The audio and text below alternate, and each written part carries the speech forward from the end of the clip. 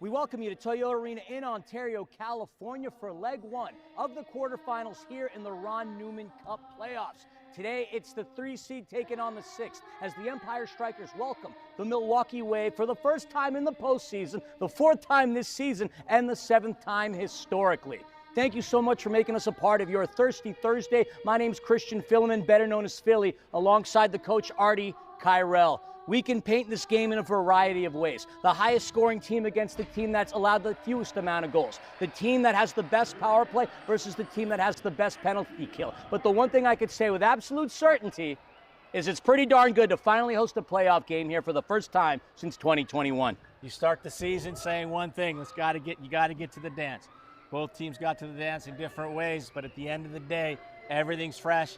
2-game series all the way through. You win 6 games, you are the champion. Both teams riding a wave of momentum, 3-game winning streaks. Both teams 4-1 in their last 5. But it's been the Empire this season that has had the edge, beating the Wave on 2 occasions. The Wave won earlier in the season, New Year's Eve. But you can throw all of that out the window because in this contest, it's a new season. It's going to be ferocious. The Wave have so many talented players. They have 4 out of the top 10 goal scorers in the MASL, a potential coach of the year, a potential newcomer of the year, a potential goalkeeper of the year. But Empire is home, somewhere where they've stood loud and strong and tall, and without question, they're going to be here hungry to try to get to the next round.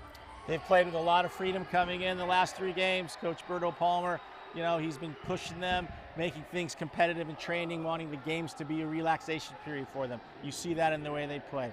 With the Wave, extremely organized, extremely committed to the way they play.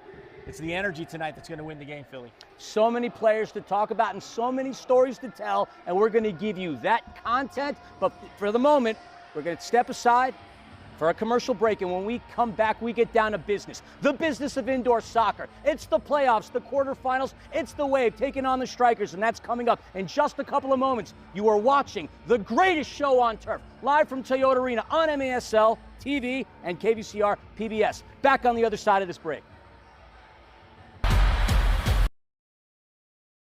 National Core, proud to partner with your Empire Strykers.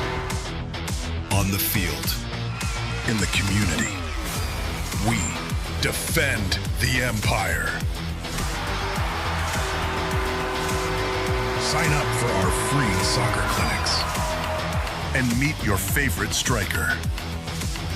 Community, passion, this is your Empire. Wait a second, wrong with the 6th grade, we're on.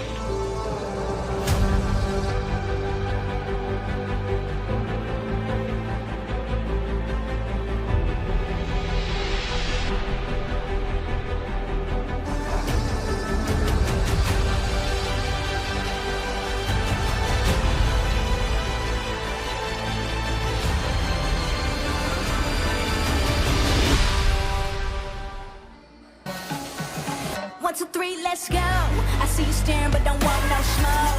I hear you talking, but I'm here for the show. Don't get it twisted, baby, I snatch souls. If you murder, she roll. 1, 2, 3, let's go. I see you staring, but don't want no smoke. I hear you talking, but I'm here for the show.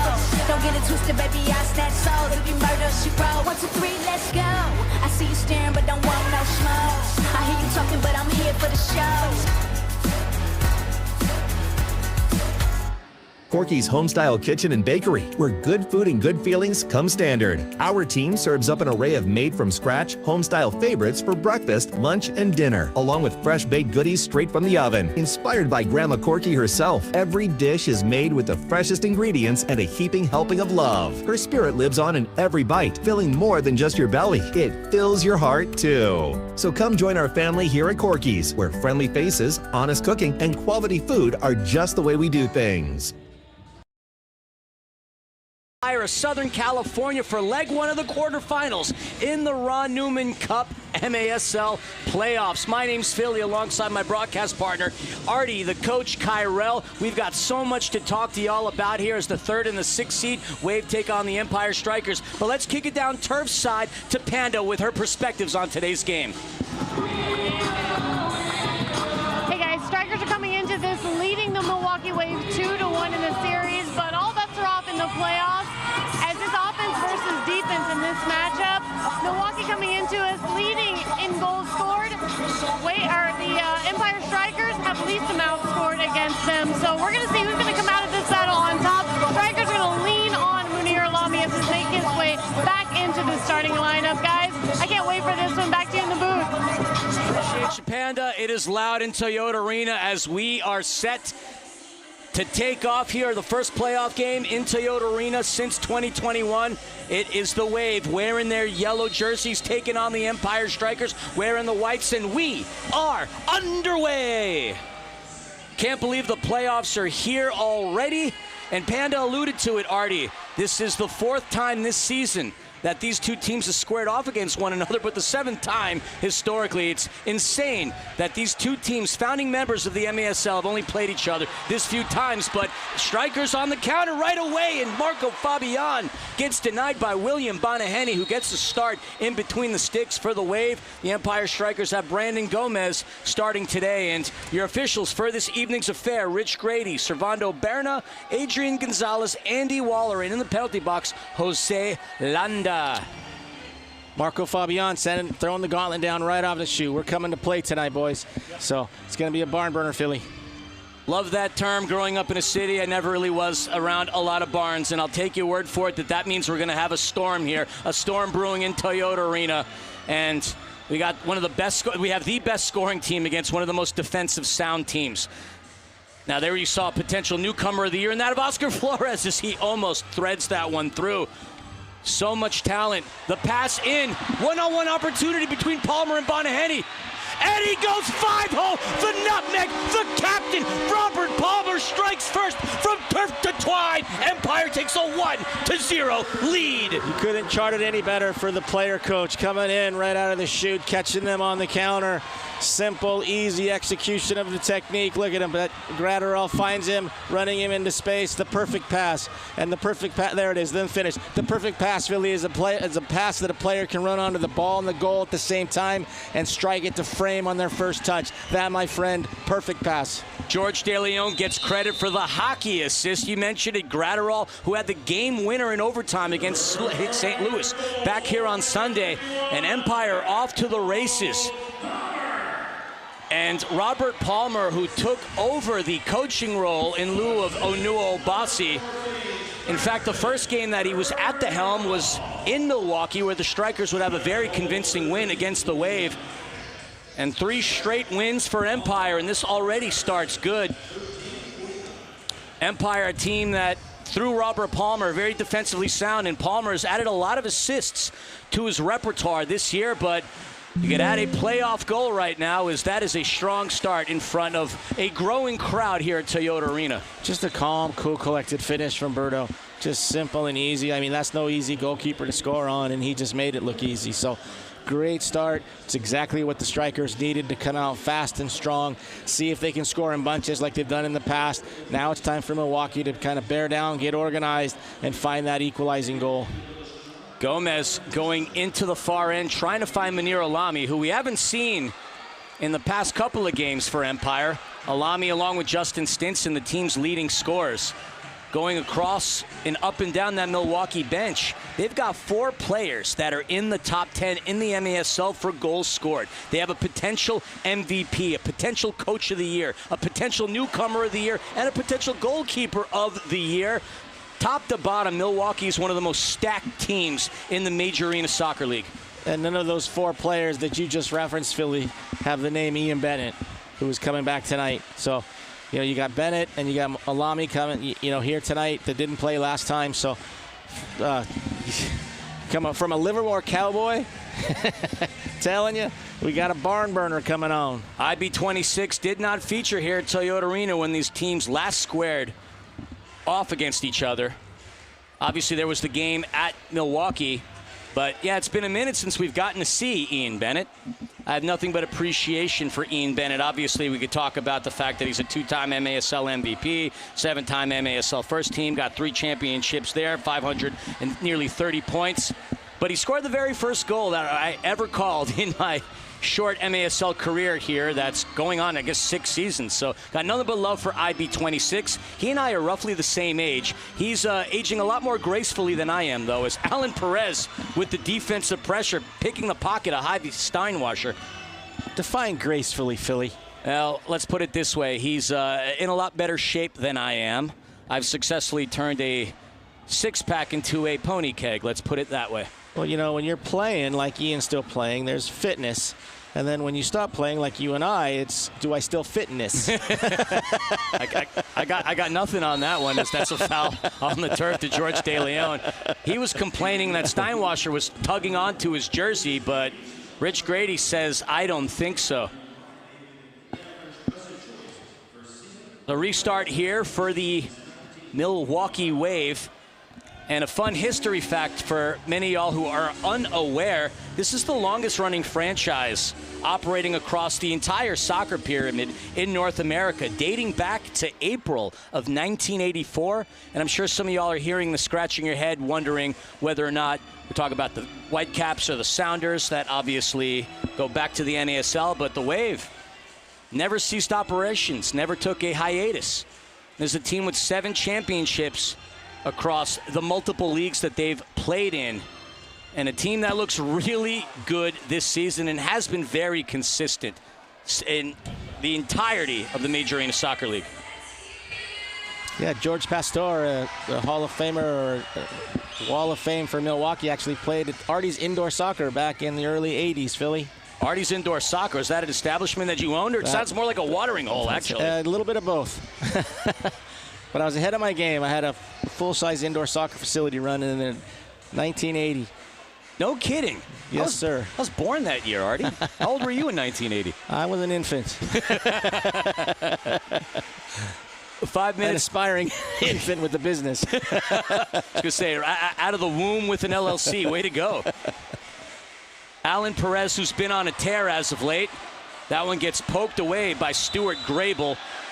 And Grable goes down for a moment, quickly gets back up. Let's take a look at the starting lineups for the Empire. Obviously, we mentioned his name at the beginning of the broadcast. Brandon Gomez in between the sticks. Reyes, Fabian, Palmer, Alami, and Stinson. And with the speed that Indoor has, obviously, unlimited substitutions, line changes, so many nuances. And for those of you joining us on MASL TV, we welcome you. Again, we welcome those tuning in on KVCR PBS. It's been an absolute privilege and a pleasure to be on PBS this season. Favorite station of mine growing up as a kid is there's an opportunity and almost threaded through and almost poked in by the Wave. Gratterall pounces it off the wall, trying to connect with former member of the Milwaukee Wave, Kudus Lawal.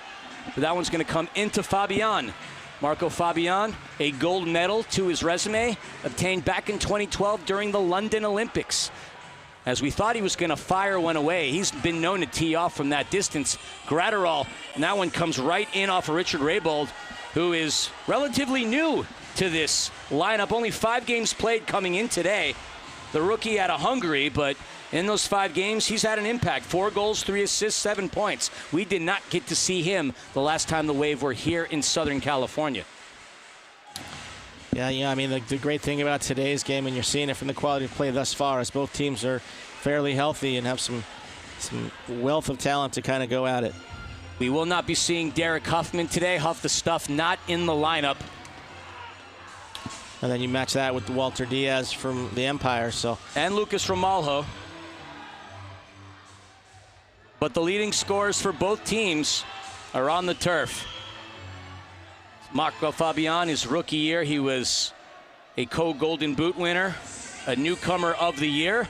Should be an interesting battle between one newcomer of the year in that of Fabian and another potential one in that of Oscar Flores. What a unbelievable rookie campaign he has had. I mean, scoring goals out the wazoo out of Venezuela. And between him and Gratterall, we're seeing a lot of Venezuelans that are making their impact here in the United States, in North America. If we talk about the outdoor game, look no further than David Martinez for LAFC. But we're talking indoor here, not outdoors. We are halfway through the first quarter. If you're just joining us right now, the Empire struck right away, 1 minute and 11 seconds into the start of the matches. Robert Palmer would catch an assist off of Dyerson Gratterall and would go 5-hole through the legs of the imposing William the Wall Bonahene. Miter is the official game ball supplier of the Major Arena Soccer League. Learn more at miter.com. Perez out of Van Nuys trying to find Munir Alami in that corner. There's the spin as that goes back through. Saw Mario Alvarez battling with Munir Alami. Alvarez, one of those top scorers in the MASL, and just a dynamic player from a goal-scoring perspective and a playmaking perspective. Tanner Hodgson battling with Barbaro Shalier. Shalier got his first goal as a member of the Strykers just a few days ago against the St. Louis Ambush. Marco Fabian would get the credit for the assist. In fact, when I called the goal, I thought it was Fabian. Shalier happened to just get a piece of his dome on the Miter ball, and that should potentially be enough to gain his confidence. Had a goal and an assist, one of his best games playing for the Empire Strykers. As the ball gets taken away by Cam Will, we're getting our first glimpse of him as that one gets pounced away by Brandon Gomez.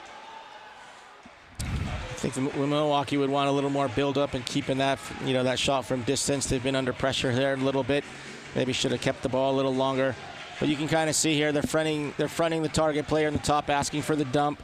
And in that last sequence, the Strykers are able to break him down with that ball off the wall, running into the middle third. So just battle of wits right now. Who's going to break the organization? Fun little fact for you on 00 Cam Will. He's played in 6 games this season for the Wave, 1 goal, 2 assists out of the University of Wisconsin in Milwaukee. #1 goal scorer in his high school, Brown Deer. But that's not even the most interesting fact. He is a musician with more than 2 million streams across social media, and he's played with the likes of Drake and Rihanna and countless others. So Cam Will making sweet music off the turf, looking to make sweet music on the turf as the whistle gets blown here with 5:10 remaining in the first quarter. And that should take us to our first media timeout, potentially. And yes, looks like that is going to be the case here. So with 5:10 remaining here in the first quarter, it is the Empire, courtesy of a goal by their captain, Robert Palmer, who leads the Wave here in leg 1 of the quarterfinals. Back on the other side of this break, you're watching the greatest show on turf, live from Toyota Arena on KVCR, PBS, and MASL TV.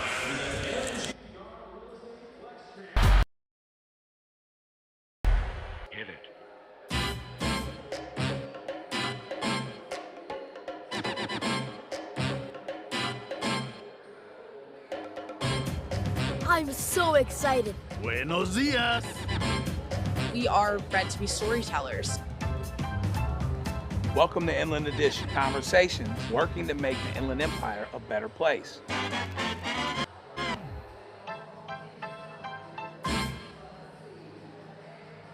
Welcome to the Ontario Airport Hotel and Conference Center, where convenience meets comfort. Just 5 minutes from Ontario Airport and only 30 seconds from Toyota Arena, we are right in the heart of the IE and home to your Strike watch parties. Whether you're traveling, catching a game, or hosting your next big event, we have everything you need, from a full snack bar and pool to real-time flight tracking and flexible event spaces for groups of all sizes.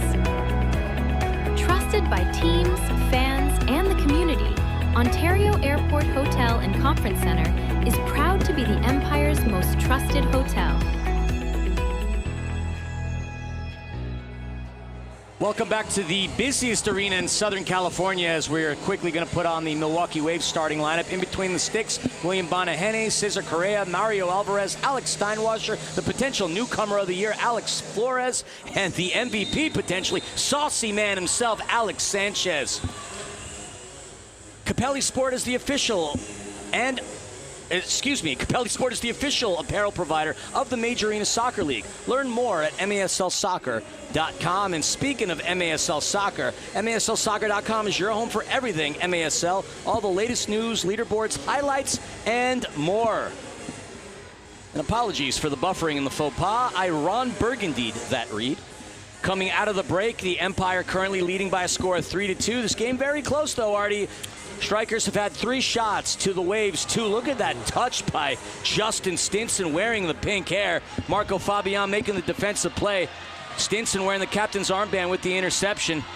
Goes into his left to Fabian, who tees off, but blasts that one too heavily into the netting. It's going to be a goalkeeper restart for Bonaheni and the Wave. Both teams have their ears pinned back and just are running, going after it. You know, they just want to get on the board, get to that pivotal 5th goal early as possible.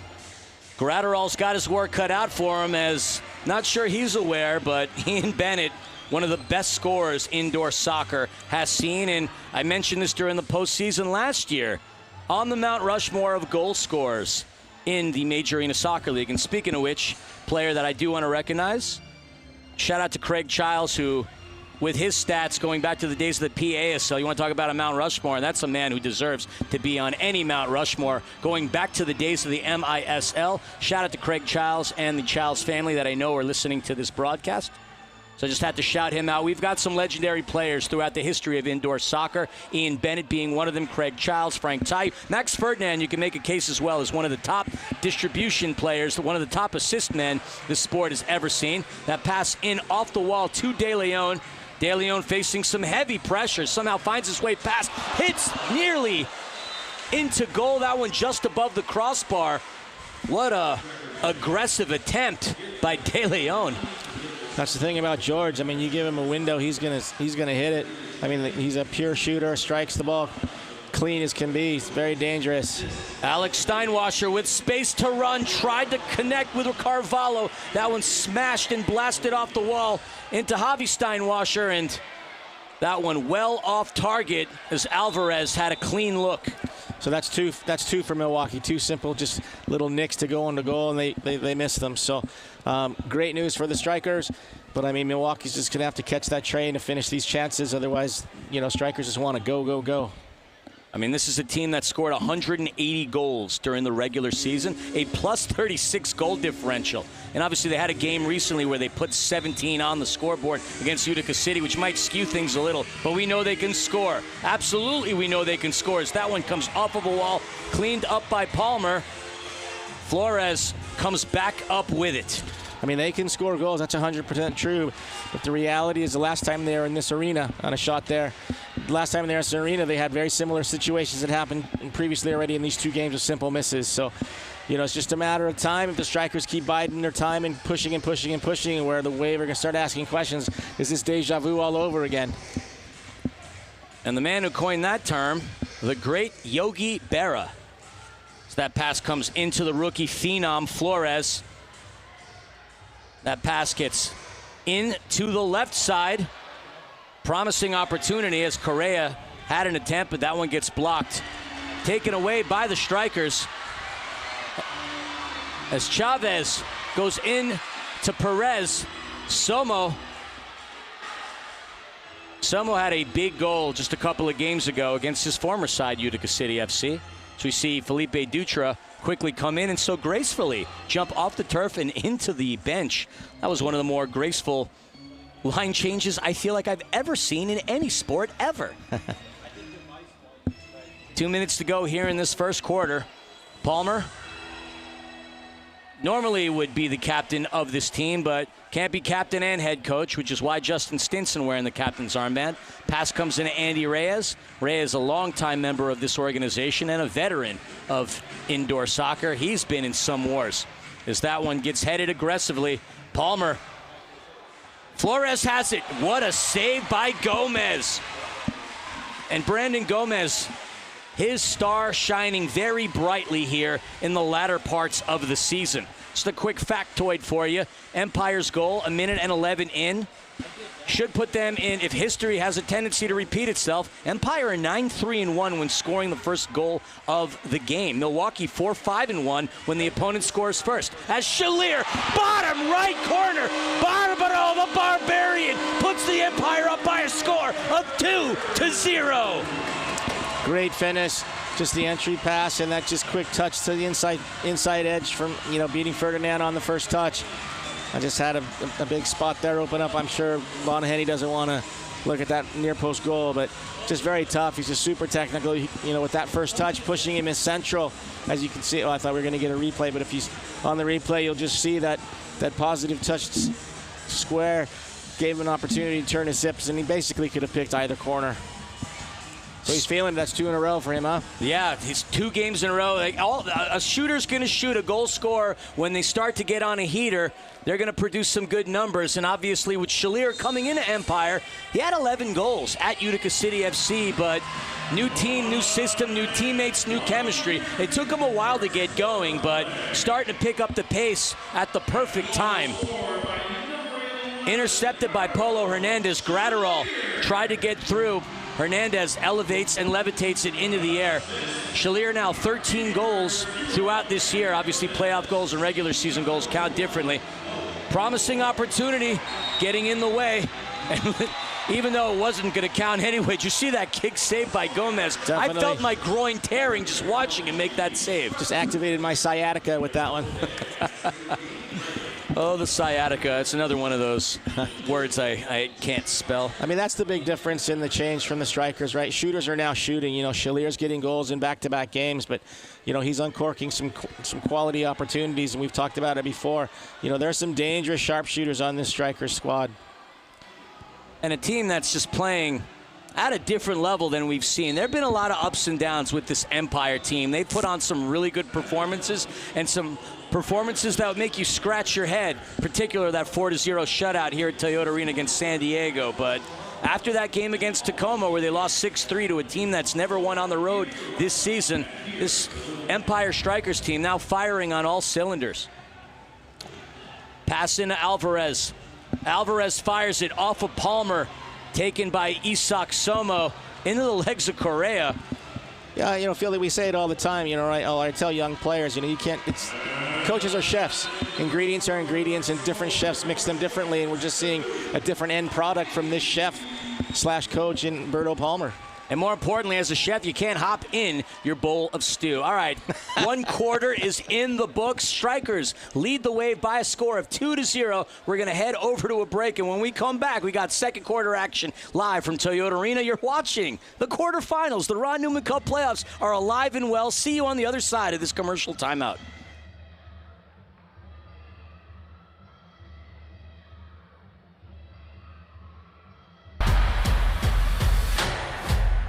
When your heart needs a helping hand, you want the best, most advanced treatment available. We know there's strength and expertise. That's why for over 50 years, we've been a trusted provider, specializing in minimally invasive surgical techniques, from treating infants born with heart defects to performing complex endovascular procedures.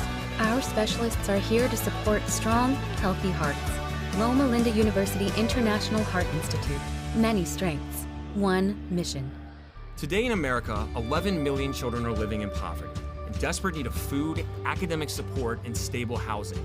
Children who face staggering challenges, and who are more likely to experience health problems and fall behind in school. But there is hope. At Hope Through Housing, we are changing lives. We provide children with the support they need to dream, learn, and break the cycle of poverty. Your gift today can make a world of difference in the life of a child. Funding for this program is presented by September's Tap Room and Eatery.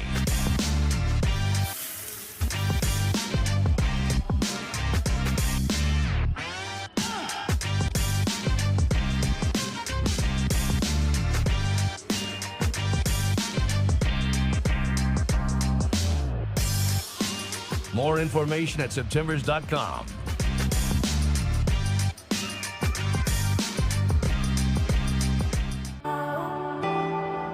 Here for giggles.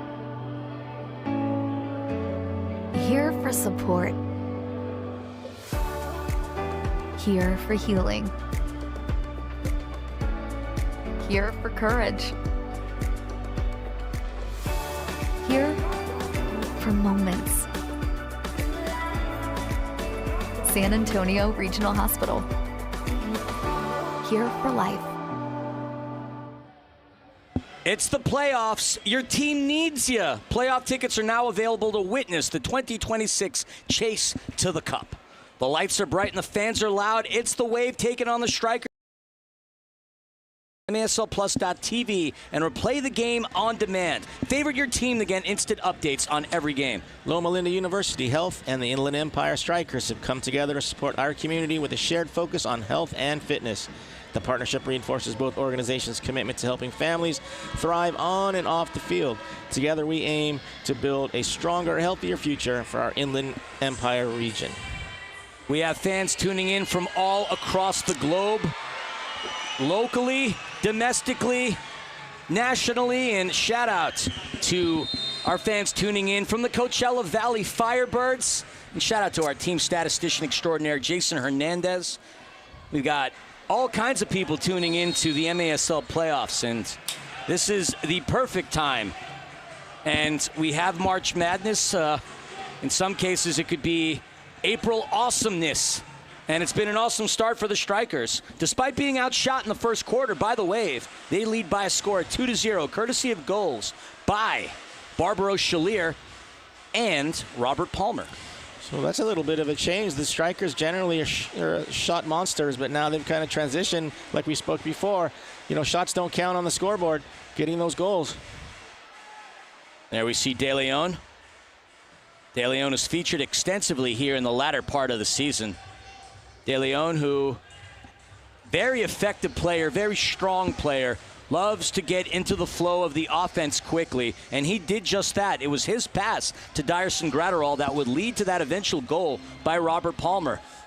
Exactly. I mean, that's, you know, George and Marco are guys that were rotated in who are now getting regular time and playing, you know, consecutive games. So, you know, that's sort of the difference right now. Max Ferdinand. And he blasts that one off of Gratterall, cleaned up by Reyes. I'm going to talk about a legend. Max Ferdinand, 12 years in the league, 8 with the Wave, 3 with the Blast, 1 with St. Louis, 3rd all-time in the MASL with assists. And you just saw there, I mean, he looks up, he's top of the arc, and he's got a shot to go, but he's got 5 guys from the Strykers sitting back behind the ball. So it's very difficult. The windows are closing.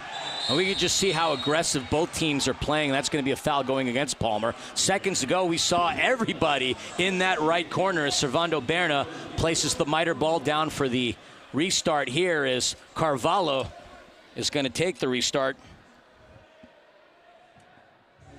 Carvalho, another excellent player that Milwaukee has. Well, we're just seeing, you know, 2 veteran players. Where, you know, Berto still's wearing the jersey, but both Coach Leite and both Coach Palmer, both veteran players, and you're seeing the implementation of that in the game, and it's been a fantastic game thus far. Reyes passes it in. Gratterall has a touch, and that goes right off of Milwaukee. Looked like it hit Alvarez in a not so special, I mean, a very special in terms of his perspective place. But Shalier was open momentarily on the right side as that pass from Palmer comes into Perez. Perez tries to thread the needle into Shalier as Somo goes back to AP20.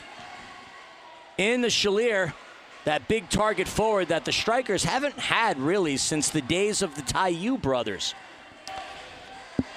Well, they've had them, but the difference is now they're finding them, right? They're not kind of doing that umbrella coaching, or sorry, passing on the top. You know, they're playing and running, and you know, passing unites a team, Philly. You know, when guys are playing the ball into the target and can run off it and get an opportunity, you can just see that energy just feeding into the game. This is a team that really is a team when it comes down to the statistic. There's nobody that's been a runaway in terms of scoring a plethora of goals. Stinson and Alami lead the Strykers with 15 goals each. Alan Perez with 13. Shalier now, you can put him on that list. Fabian's got several goals, and so now does Robert Palmer. But this isn't a team that's got a 30-40 goal season scorer. Very much a disciplined team on the defensive end, as they have allowed the least amount of goals, 115 this season. But no goal scorer that runs as rampant as that of an Alex Sanchez or a Mario Alvarez on Milwaukee. Well, they're tremendously generous team. They share the ball all the way across the board. As a result, you've got a number of players with goals. But at the end of the day, sharing the ball also keeps teams running. And that's the key. We've said it all season long. You know, these guys need to run, and baby, they're running. So what a battle on the boards. Poked away, though, by Perez. And that one's going to head towards the Wave bench. In it comes to Flores. Played in the first division in Venezuela at 17. Also with the U23 national team. Already with a tremendous record as far as goals are concerned this season. That one tries to get slipped through by Sean Ascueta. Not enough, though, to fool Brandon Gomez. Ascueta, 4th year in the MASL out of Whitefish Bay, Wisconsin. Competed 4 years at the University of Milwaukee, Wisconsin. As Fabian rattles the plexi, that's going to come back into Alami. Alami threads it through into Reyes. Reyes saved by Bonahene. What a save. Willie B on that list for goalkeepers of the year. Stinson into Alami. Alami controls it back over to Reyes, right by that yellow line. Finds Fabian. Threads it through into Munir. Look at the patience by Reyes. And the Strykers spreading it across the turf as Dutra, another rookie in this game, goes over to Fabian. Again, you saw target play a little different than you know, you see a subtle change from how they played before. That target play. No foul as Carvalho hit the deck. Thought it was going to be a whistle against Reyes, but the officials say play on. Stinson fires it way to the right off of the Strykers dasher board. And this is a little bit more of what we've seen from the Strykers throughout the season. Slowing down the tempo, trying to control possession as that one comes into Perez. Bonahene with a kick save. You're not going to get past me, says Willie B.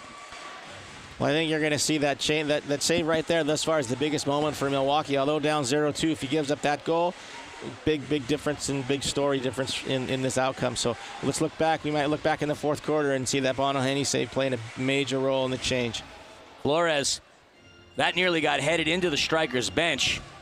That miter ball took a different kind of a leap as Stinson had a little space to run there as we see a line change momentarily for the Wave.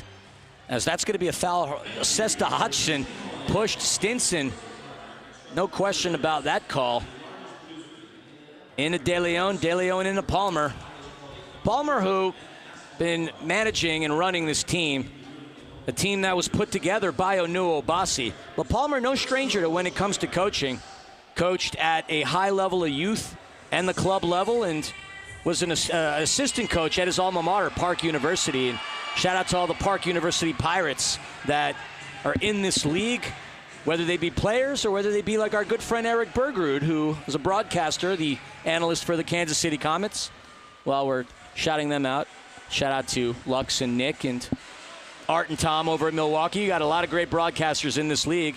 You're going to get to hear the Wave broadcasters on Monday as that pass comes back into Gomez. Gomez tried to find Gratterall, but Gratterall came in really quickly. Comes off the turf by... Well, it came off Alvarez, and we see a challenge flag get thrown. That challenge flag looking more like a handkerchief. A little different than the Strykers flag from the last game, which I've got a funny story about that. I think Coach Leite is looking for too many men on the field, which is interesting because the Strykers were kind of barking at the refs earlier, where a Wave player was sitting on the wall, took 1 foot on the floor, popped back up, and they were trying to get an extra player for that. So we'll see. But you saw him chuck that throw. Milwaukee is challenging for potential blue card for too many men. The play is under review. We were kind of giving a little shade on the Strykers staff when they just looked. I thought it appeared as though they just dropped the flag on the edge, and apparently the assistant coach chucked it and hit Allen in the head with the flag, and it dropped. So let's see whether or not there was too many men. So we've got 4 here, 5 and 6. So from our perspective, looks like that was a well-issued challenge. Indeed, and it's an issue that's haunted the Strykers all day or all season. Too many men, Empire, 2-minute power play, Milwaukee. Now is the time for Milwaukee to pounce. We stressed it at the opening of this broadcast. The Wave have the #1 power play in the MASL over the regular season. 42%, and yes, that is just 1% above the Baltimore Blast. But for the Empire Strykers, the best penalty kill at 82%. So this is where we are truly going to see offense and defense battle it out. So, a great challenge. Because they win the challenge, they get a flag back, so they have another challenge still remaining. This is big for the Strykers. They've got to step up and go. You saw Coach Berto there kind of chirping, saying, hey, we thought we had one earlier. And that's the intensity that Berto brings. Is he's going at the ref now. He is just always got energy moving forward. So let's see what we have here. They're very disciplined, generally speaking. They stretch and force turnovers. So as you can see, Milwaukee starting a bit deep. It's going to be very interesting to see how this goes here. Ferdinand finds Flores in the midfield, and we can just see how aggressive the Strykers are coming out defensively with Palmer, Somo, Polo, and Perez. Carvalho. Yeah, and you saw Brandon actually looking to jump that pass, and he made it across field. Ferdinand into Carvalho. Tried to attack the box and find Saucy himself, the nickname given to the Golden Boot winner of the regular season, Alex Sanchez. What a great nickname, by the way. Saucy. Then we got a Super Mario as that one comes into him. That movie just came out the other day, by the way, the new Mario Galaxy flick. So we're almost at 60 seconds in this power play. Nothing threatening from Milwaukee yet. Keyword, though, yet. Perez applying all the pressure on Alvarez, and you can see Alvarez motioning to Flores, saying, where are you? They're just struggling to get into their attack. Oh, here we go. Wide open is Flores. Ample opportunity, and he just misses to the bottom left. The rebound, though, comes back. Alvarez, Super Mario looking for that super play, but he goes into Ferdinand. Approaching 30 seconds within this power play. Can the Strykers get the kill? Will there be a power play goal for the Wave? And that one comes off of the Strykers, headed in to Saucy himself. Flores has it. It was saved by Gomez. 20 seconds in the power play. Alvarez to Ferdinand. Wide open is Carvalho on that right side. 13 seconds. Lucky or unlucky, 13. Carvalho saved by Gomez. Cleared by Polo. And the Strykers 3 seconds away. 2 seconds, 1. Gratterall comes onto the turf. The power play has been killed successfully.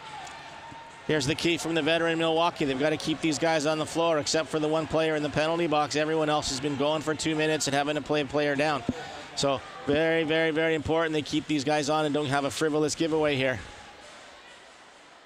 Into the box. Perez misjudged it. See, still no change. Oh, you got Somo coming off. Perez coming off. So you get two of the 4 changes. Although I don't think Berto was ever planning on coming off. IB26 in that box.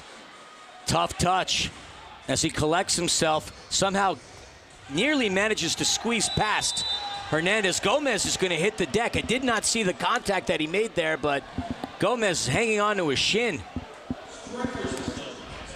Brandon Gomez, 3rd season in the MASL, out of LA, Southgate to be precise. Let's take a look to see what happened. Yeah.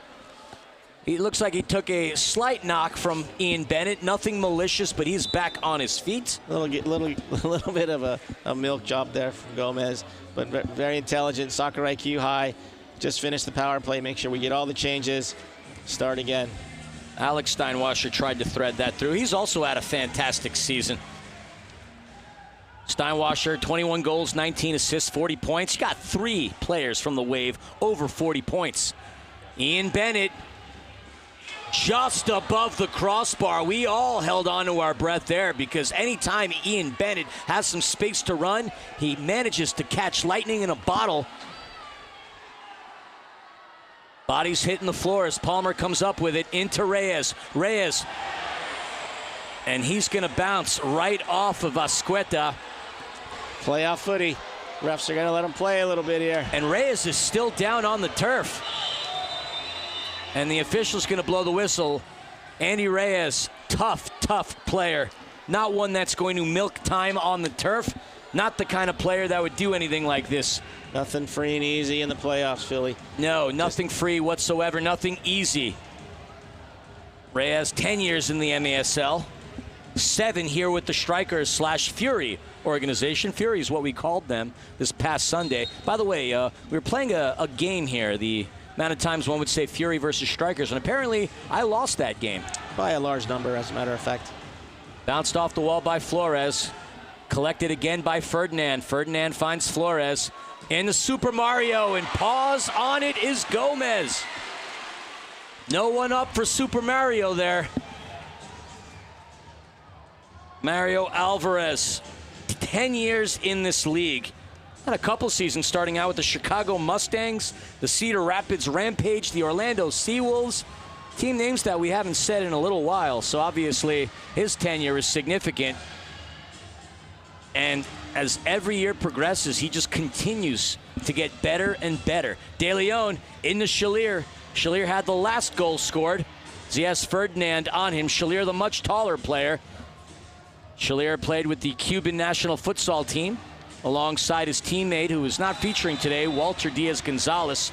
And Perez is going to go down, and he's going to draw a foul here with 3:44 remaining in the half. Should be media. No. And so, just past that yellow line, we have not gotten to our media timeout just yet. And we're almost done with the second quarter here as Fabian backheels it into Gratterall. Gratterall, that comes right off of Carvalho, finds its way into De Leon. De Leon, saved by Willie B. Shooters shoot, man. The pass in from Bonaheni. Just see how quickly he threw that side-armed. William Bonaheni has had himself a heck of a career in the indoor game. Look at Marco with that just championship mentality. Gets in, 3-4 swipes, tracking his guy, getting that defensive bump. He's here to play. He's just kind of, again, just kind of leading the way. He's been the difference since, since the change and his moments on there. Just the little things just like that. Marco, early on in his career, has had a lot of success playing at Chivas de Guadalajara and Liga MX. Winning a gold medal with Mexico in the 2012 Olympic Games, winning the Pokal with Eintracht Frankfurt in 2019, and De Leon makes the incredible save there. And Fabian looking to add some more success. Oh, there's some contact down on the turf. Tarjeta Azul, blue card issued to Fabian. Just a little too much competition there. Philly kind of clipped him with the 2 feet. Had 2 feet coming forward. Indoors, got to get out of there. You're going to get more time. He's going to get him out of there. And Sanchez is down. Fabian having this conversation. We're hearing the Boo Birds fly, but Sanchez is down. Let's see if we can see that replay again. He's got 15 seconds to get in the box, Philly, or that's even a bigger foul. You just see anytime you go 2 feet in indoor soccer, you're going to get a blue. There's 1, there's 2. That's it. Simple and easy call. But, you see Berto getting him over there. He's got 15 seconds once the call's gone. Right, to get in the box. I think he was afforded a little more time. Maybe that's what Bonaheni's talking to the official about. But here, it's an easy call. It's an easy call. I mean, anytime you go 2 feet in indoor soccer, it's going to be a blue card. And so we see Alex Sanchez gingerly walking over to his team's bench. Keep an eye on that. Empire 33. 2 minutes for tripping, 5-minute major severity of the foul. Team will play shorthanded for 2 minutes. All right, so Artie, explain exactly what happened to Fabian there. All right, so he gets his blue card for the 2-footed tackle. In this situation, the officials deemed that to be an excessive foul, so they added a yellow card, which is an additional 5 minutes. But here's the key thing about the yellow card is that there has to be a natural stoppage. So even if his time is expired, he's got to stay in the box. So it could be a good while before he comes out. And speaking of which, we're going to have our media timeout here with 2:41 remaining in the second quarter. When we come back from the break, it's going to be the Wave on another power play. Stick around. So much more action to be had here in leg 1 of the quarterfinals of the playoffs, live from Toyota Arena.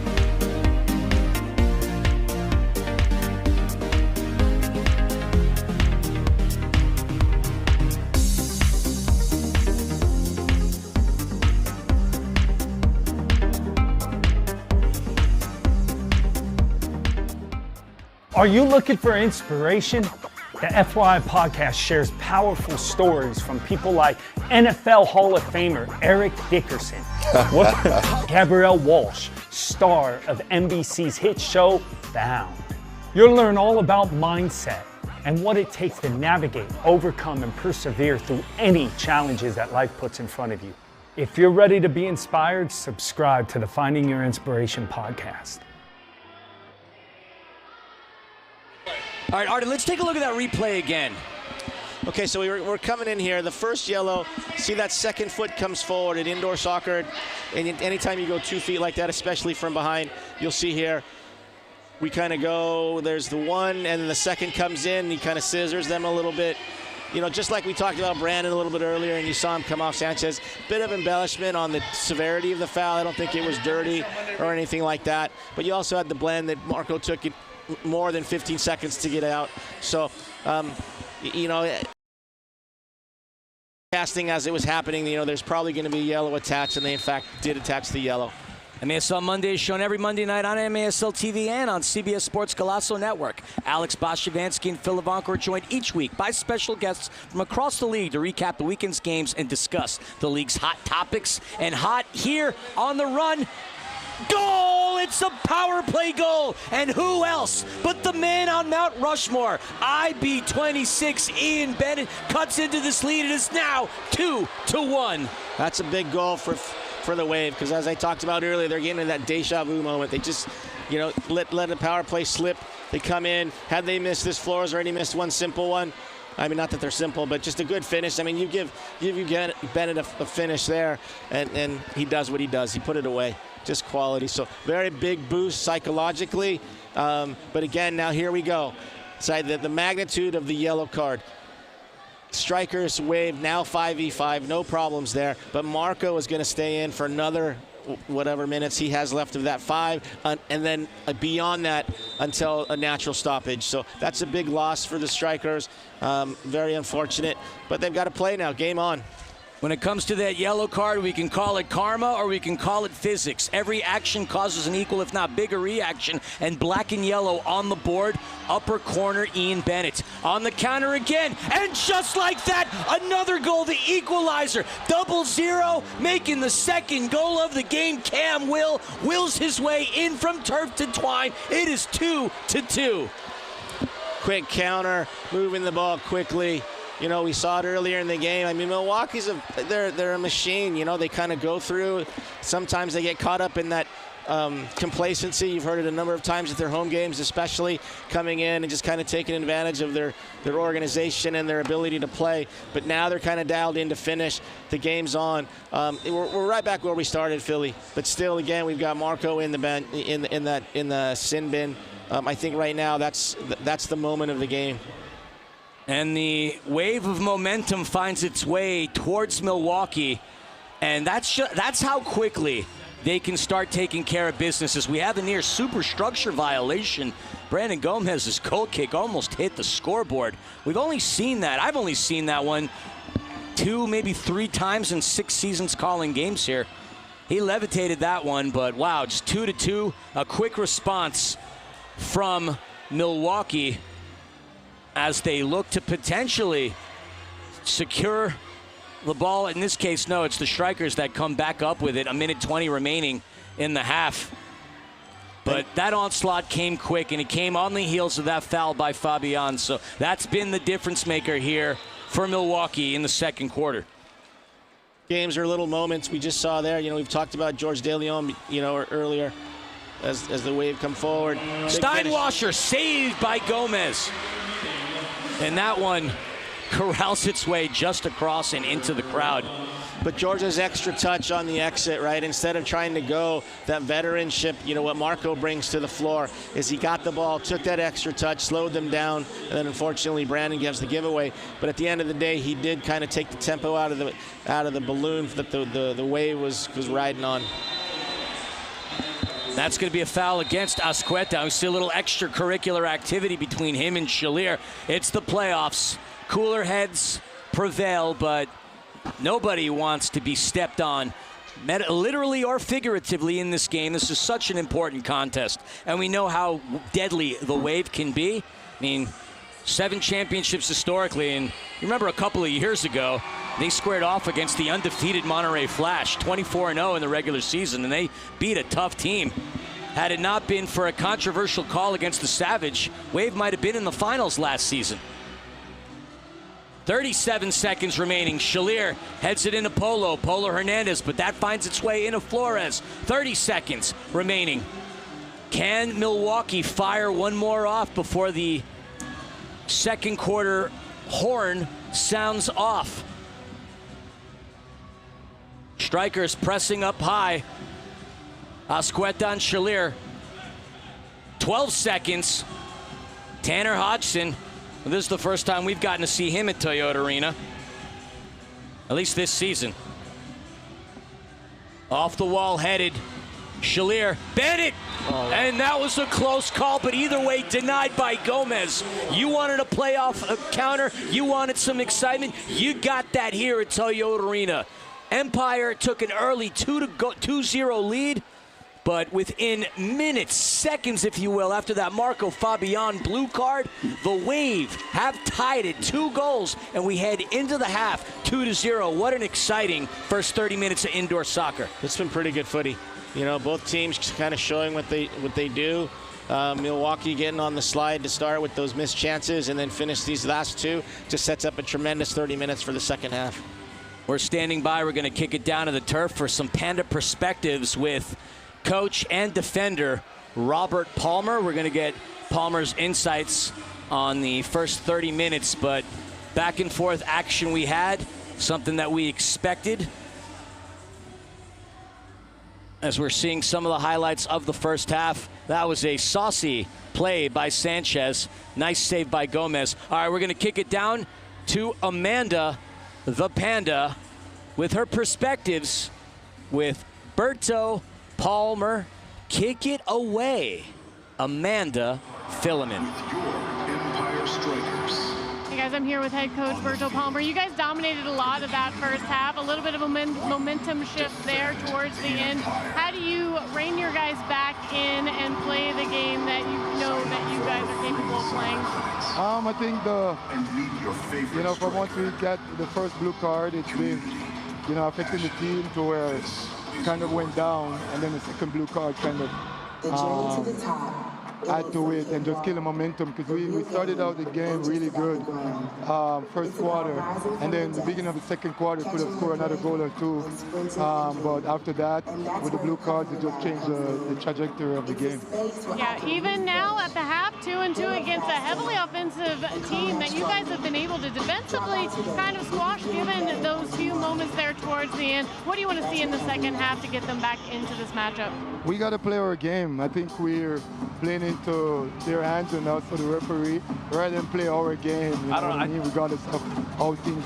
I feel like that was deserved. We just have to control what we can control. So hopefully, the second half, we can come out and get back into the rhythm that we had in the first quarter. All right, good luck in the second half, Berto. Thank you. Thank you. Thank you, Amanda Filliman. Thank you, Robert Palmer. Follow MASL Soccer on Facebook and Instagram, and MASL Arena on Twitter for the latest news on the MASL. Funding for this program is presented by MGR Real Estate, providing commercial sales and leasing, residential sales and leasing, residential and commercial property management, and homeowner associate management. MGR Real Estate Services, proud sponsor of the Empire Strikers. All right, folks, we're going to step aside for halftime. Head on over to your fridge, grab yourself some fun, and stick here in the next 20 minutes. For 30 years, National Core has been transforming lives, building communities where our residents and neighbors can thrive, and providing homes for your Empire Strikers. Affordable, high-quality, secure housing.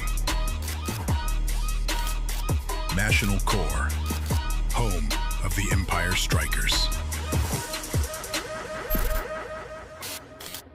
Corky's Homestyle Kitchen and Bakery, where good food and good feelings come standard. Our team serves up an array of made-from-scratch, homestyle favorites for breakfast, lunch, and dinner, along with fresh baked goodies straight from the oven. Inspired by Grandma Corky herself, every dish is made with the freshest ingredients and a heaping helping of love. Her spirit lives on in every bite, filling more than just your belly. It fills your heart, too. So come join our family here at Corky's, where friendly faces, honest cooking, and quality food are just the way we do things. 1, 2, 3, let's go. I see you staring, but don't want no smoke. I hear you talking, but I'm here for the show. Don't get it twisted, baby, I snatch souls. If you murder, she roll. 1, 2, 3, let's go. I see you staring, but don't want no smoke. I hear you talking, but I'm here for the show. Don't get it twisted, baby, I snatch souls. If you murder, she roll. 1, 2, 3, let's go. I see you staring, but don't want no smoke. I hear you talking, but I'm here for the show.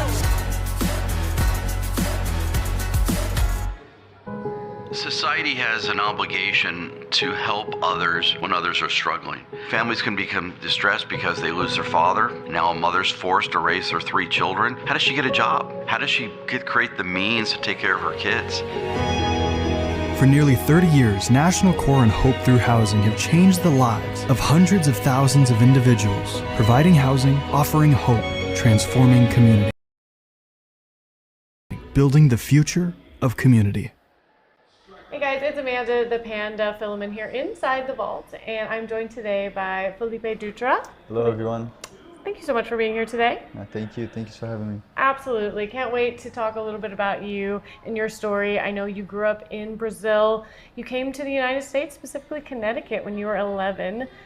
Did you know at that time how vastly different the weather was going to be between Brazil and Connecticut when you came here? Yeah, I had some, my family was here already and they told me that it was going to be very, very cold, so I had to prepare myself. Yeah. I was going to ask what that transition was like for you. I didn't like it, you know, but after I got used to it a couple of years, but it was very tough for me. It must be nice being in SoCal now. It's a little bit more reminiscent of what you're used to growing up with, correct? Yeah. Love that. Sure. Now, you played soccer from a very early age. Talk to me about what it was about that game that made you want to be a part of it. I started young in Brazil with my uncle. My uncle used to take me to all his games, and I started to fell in love with the game. You know, seeing him playing, so and then I started playing. He put me in the school, soccer school in Brazil. So that's when I started. I think I started when I was 5 years old. Started playing. Started futsal. So I was like, you know what, this is my game, you know. So that's when I started to play. You certainly did. You played in college a little bit too in Connecticut. What was that outdoor experience like for you, playing the big long game? It was good. To be honest, I kind of preferred outdoor. You know, it was good. I liked it. Yeah. Well, that futsal experience took you to a little tournament that we all know now as TST. Talk to me a little bit about what that was like for you. Did you enjoy kind of bringing that futsal experience to the team that you had while you were out there? Yeah, for sure. It was a big thing. I remember when they used to talk to us, hey, we're gonna play TST, and I was like, what's that? What's that? You know, I never seen that. And then they told us it was going to be very hard, you know, and they wanted some quality players on our team, and I'm glad that they called me to play, and I was very happy, you know, to experience that. And it's a very big tournament, and I was glad that we won the first year, 2023. I was going to say, you won the inaugural tournament. What was winning that like, and did you do anything fun with the money? Yeah, it was fun. I couldn't believe it. I was like, when we won, it was like, wow, you know, it hit me after, a couple hours after. I was like, damn, we won $1 million, you know. That's and crazy. Yeah, I took my family to a little vacation, and we joined that, so it was good. As you should. Well enjoyed. You put in literal blood, sweat, and tears for something like that. Yeah. Now, Onua Bassi, he was your coach for Newtown Pride at the time when you won. Kind of caught the eyes of him, and then brought you over to the indoor game here in the MASL. How did that conversation happen, and what were your thoughts on the MASL when you first knew about it? Yeah, I'm very thankful for him. You know, he was the one that brought me here to play MASL. I remember I was working, and then he called me. He was like, "Hey, did you get your stuff figured out? I want to sign you." And I was like, "Yeah, man, I got it. You know, I want to sign. I want to play for you guys." And that's how we started. And then when I first came here, I saw MASL. It was pretty hard. You know, I used to watch on TV, and it looked easy. Mm-hmm.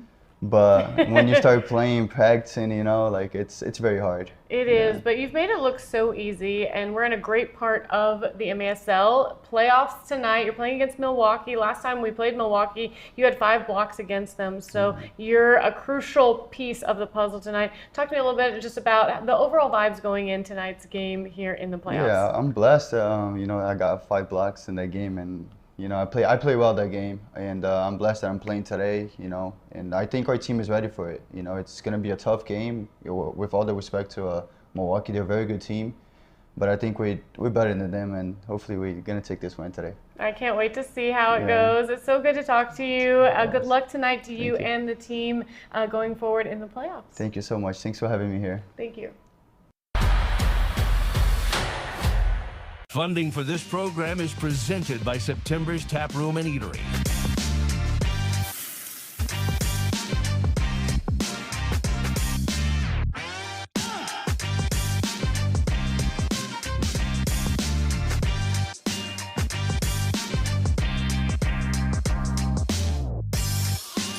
More information at septembers.com.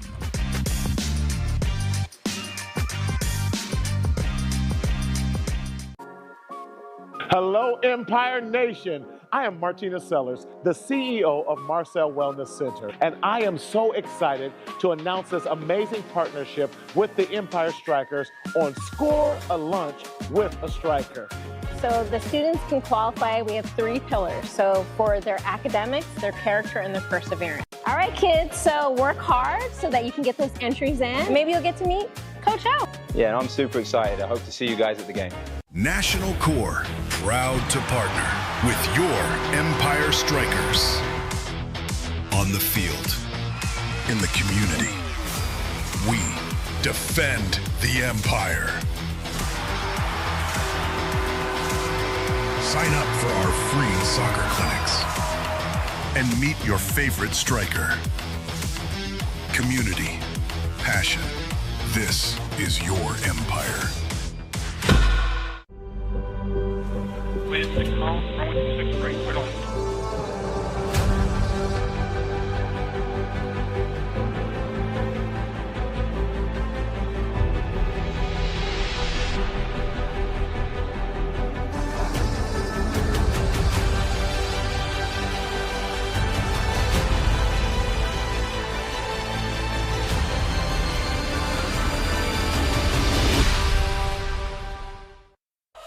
Shoot! He scores!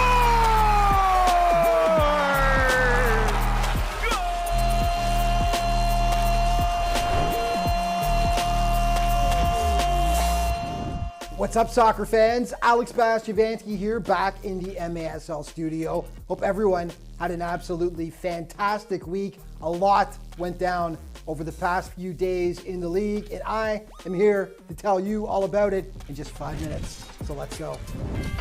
Now Mendez, he'll shoot, save. Second try, that one blocked by. A third one, goes in.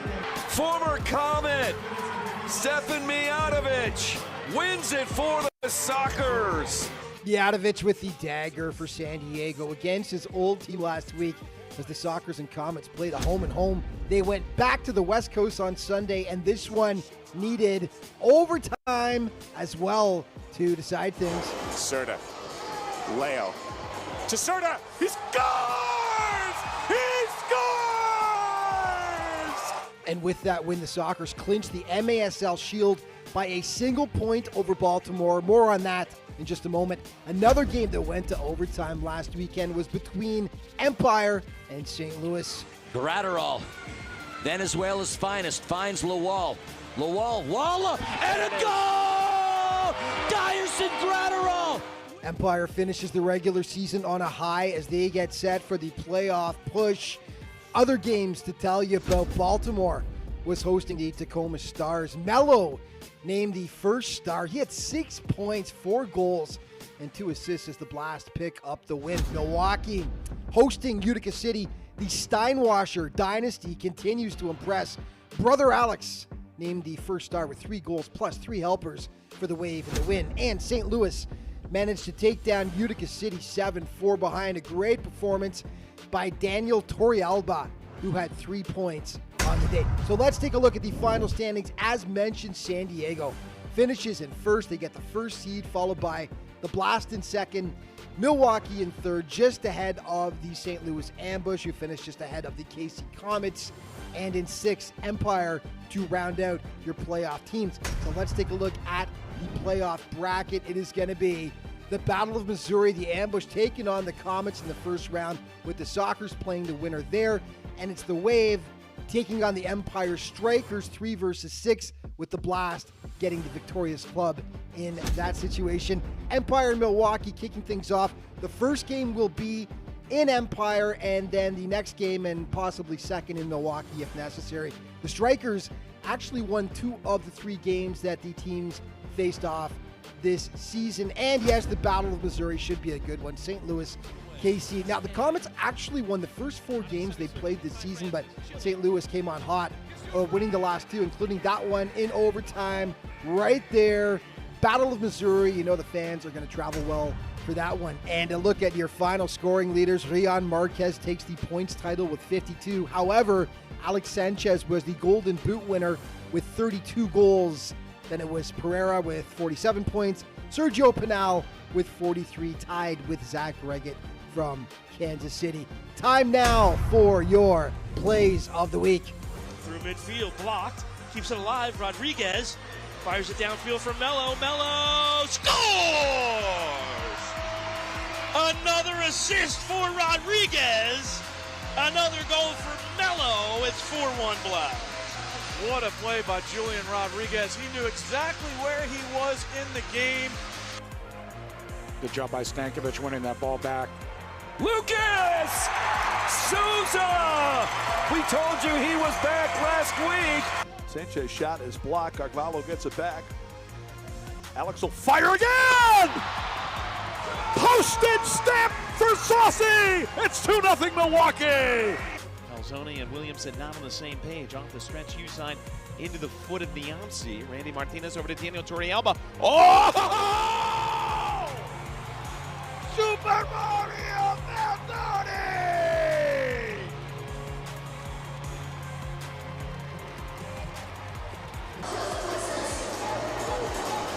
Serta. Leo. To Serta. He scores! He scores! The captain, the hero, the best defender in the league. Give it all to him. Now Mendez, he'll shoot, save. Second try, that one blocked by. A third one goes in. Former Comet, Stefan Mijatovic wins it for the Strykers. Finds Lawal. Walla, and a goal! Dyerson Gratterall with the game-winning goal. Strykers win! Strykers win! Strykers! And that's all the time we've got for this week's show. But just a reminder to stay up to date on everything that's going on in the MASL all throughout the season. Be sure to check out the league's official social media outlets. Thanks for watching. We'll see you next time.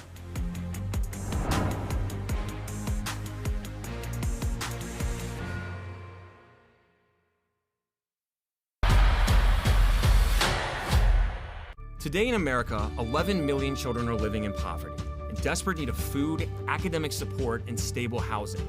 Children who face staggering challenges, and who are more likely to experience health problems and fall behind in school. But there is hope. At Hope Through Housing, we are changing lives. We provide children with the support they need to dream, learn, and break the cycle of poverty. Your gift today can make a world of difference in the life of a child.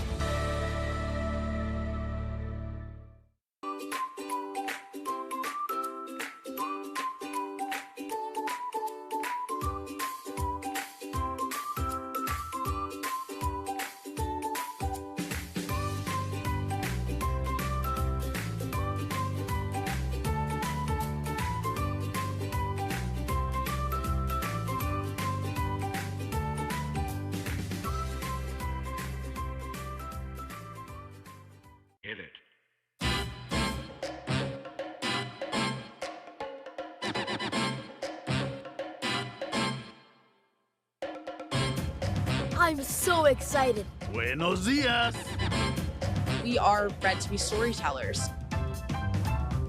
Welcome to Inland Edition, conversations working to make the Inland Empire a better place.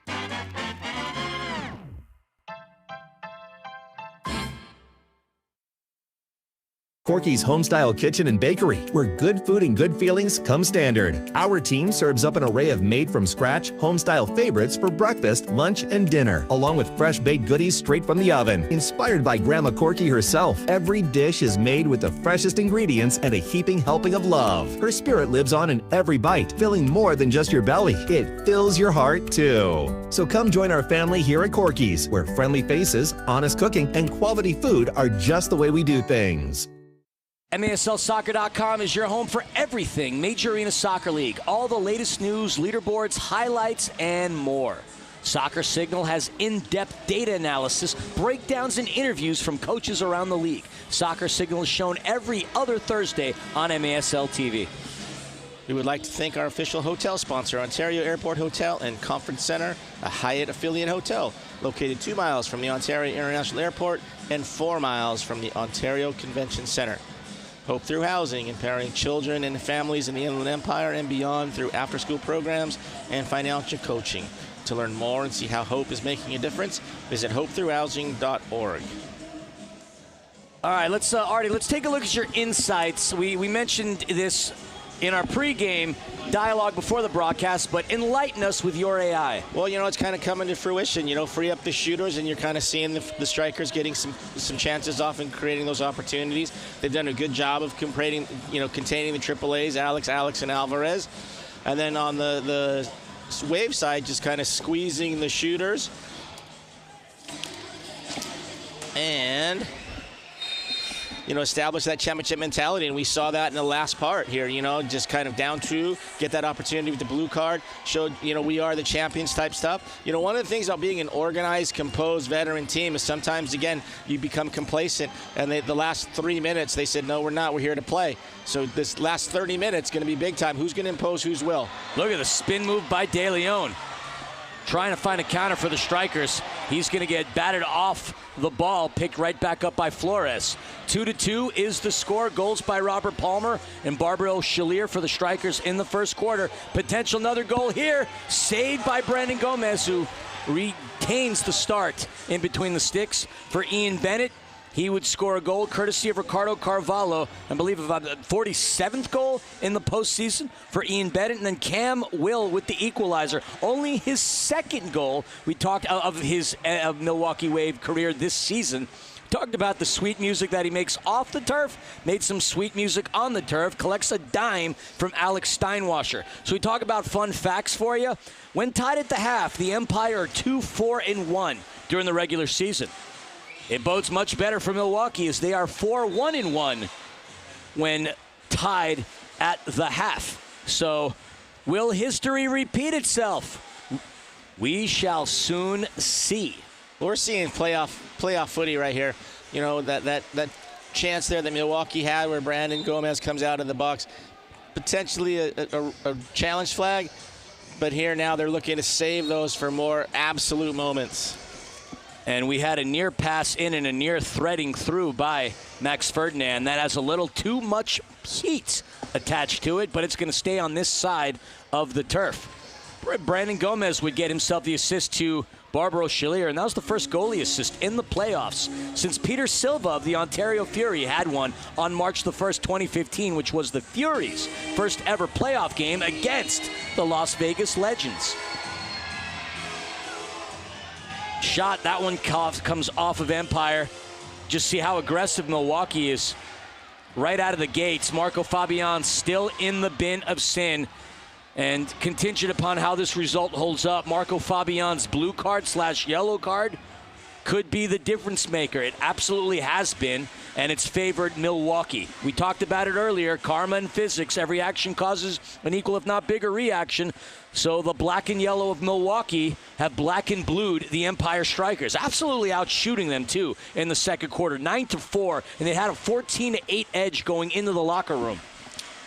You know, I'm a big proponent of, I mean, you want to take shots, like I said, my insights free up the shooters, but they've got to be quality shots. You got to be on frame. Brandon's done a good job of blocking shots, and shots don't equate to goals, but at the end of the day, it's 2-2 with, I think the biggest thing right now is Marco, you know, still in the box.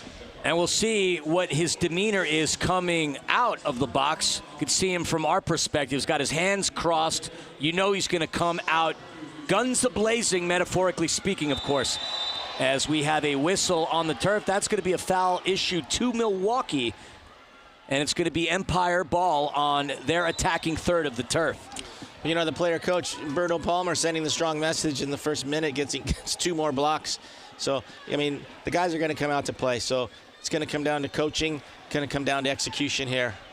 Speaking of coaching, what head coach Marcio Leite has done in his first season for the Milwaukee Wave has been utterly impressive. He's on that short list for coaches of the year, along with Jeff Locker of St. Louis and Bascom of the Baltimore Blast. And bottom right corner, Justin Stinson with the pink hair.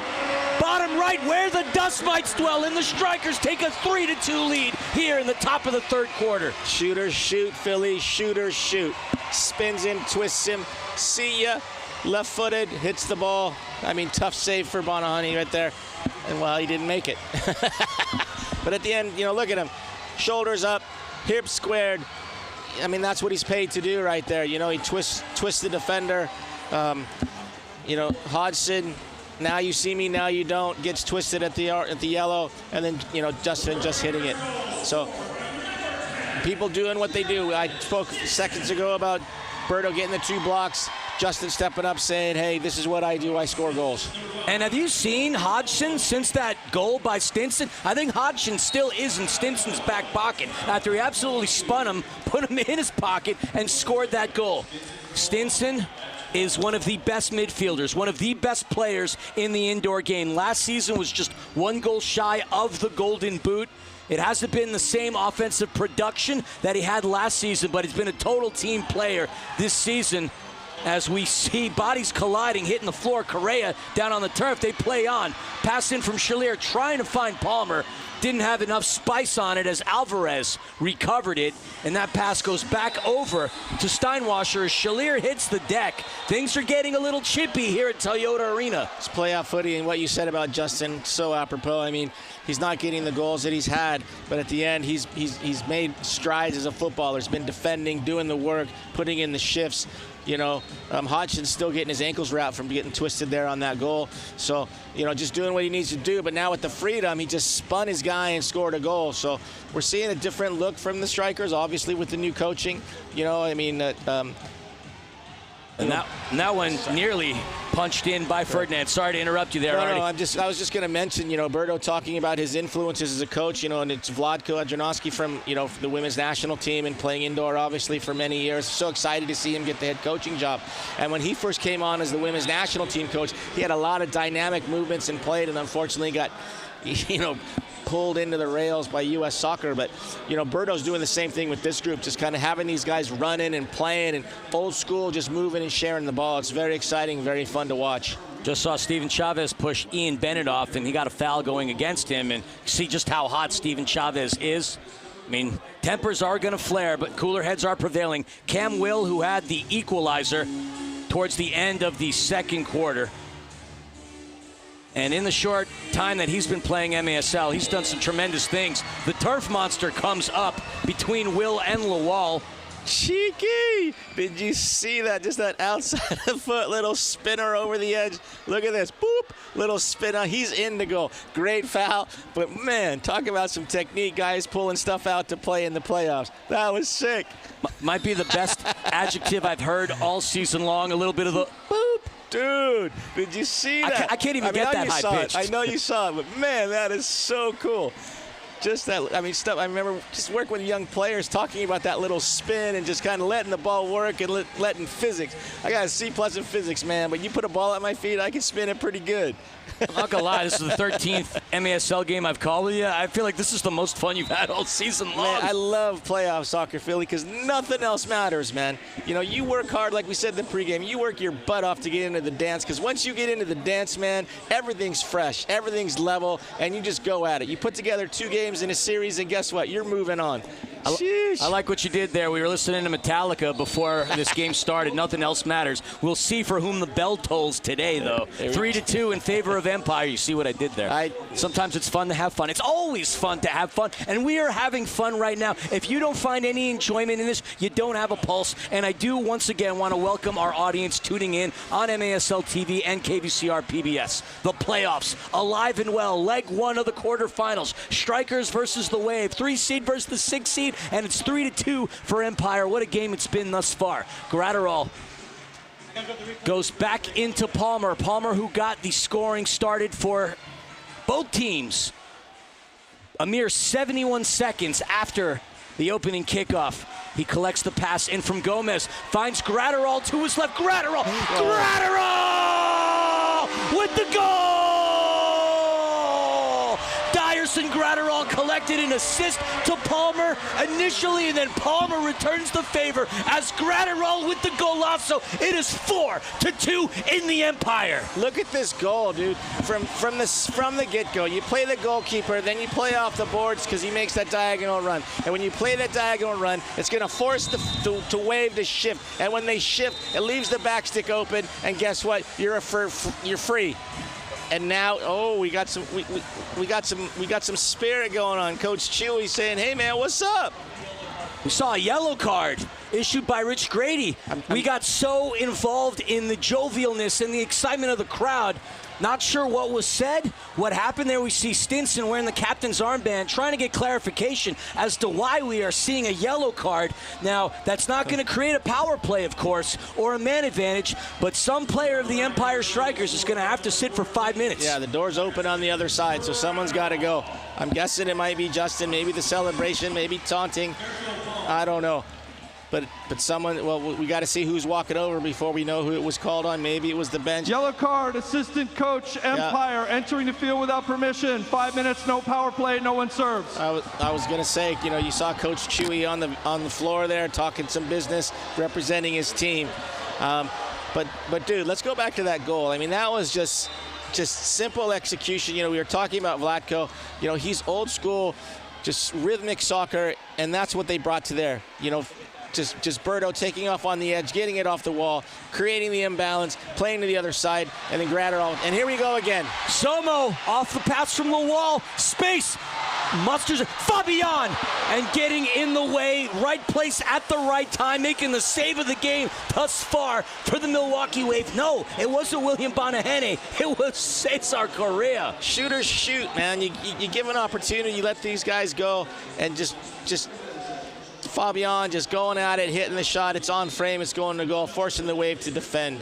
This is, whatever you can do, I can do better. 2 goals from Strykers, 2 goals from Wave, 2 goals from Stryker. And so here's the question. What you can do, I can do better. That would mean 3 for Strykers, but I don't know. The Wave are going to say something about that. So Marco Fabian motions to official Servando Berna for a timeout, which is where we stand here with 9:35 remaining in the third quarter. That means it's time for us to pay some bills. Tonight, we would like to give a special thank you to GoCal, your official destination guide to the inlands. Discover the best of Ontario, Rancho Cucamonga, and the surrounding region, from top-tier dining and entertainment to family fun and outdoor adventure. GoCal showcases the best our region has to offer, whether you're new to the area or local looking for something fresh. GoCal has you covered. Discover more at gocal.org. Soccer in 60 is your go-to source for pro soccer in Greater LA.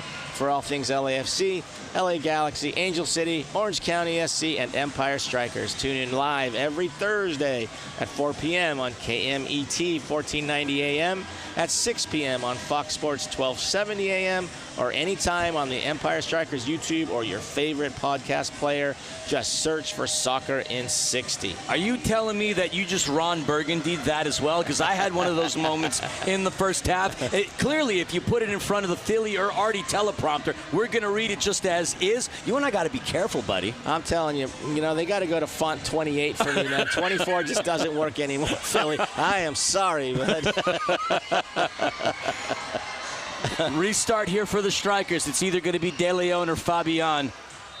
What a strong start for the Strykers here in the third quarter. Fabian tees off, pounded away by Bonaheni. Correa and Perez battling around the Marcel dasher board. You have a lot of black and yellow and white and purple battling. Recovered by the pink-haired Stinson, who just had a goal moments ago, and he's going to get tripped up right by the top of the arc. And there we see Stinson's fired up. Stinson doesn't get this fired up unless he's been done dirty, and the Stinger feels like that's the case. He wants to go. Very rarely have I seen Justin Stinson in 6 years get this fired up. But that's how competitive this game is. Let's take a look at the replay. I mean, just a good hard foul. I mean, he's going at it. He's taking touches. He's going to take touches. Guys take it personal when another guy's taking touches, thinking they can get it done like that. Obviously he twisted, the guy earlier, and so, do that to my buddy. You're not going to do it to me thing. But that's the beauty of playoff footy. Everything's level, right? Everything here is out the window. Guys are going at it. It's fresh. Reyes on the restart. Fabian saved by Bonaheni.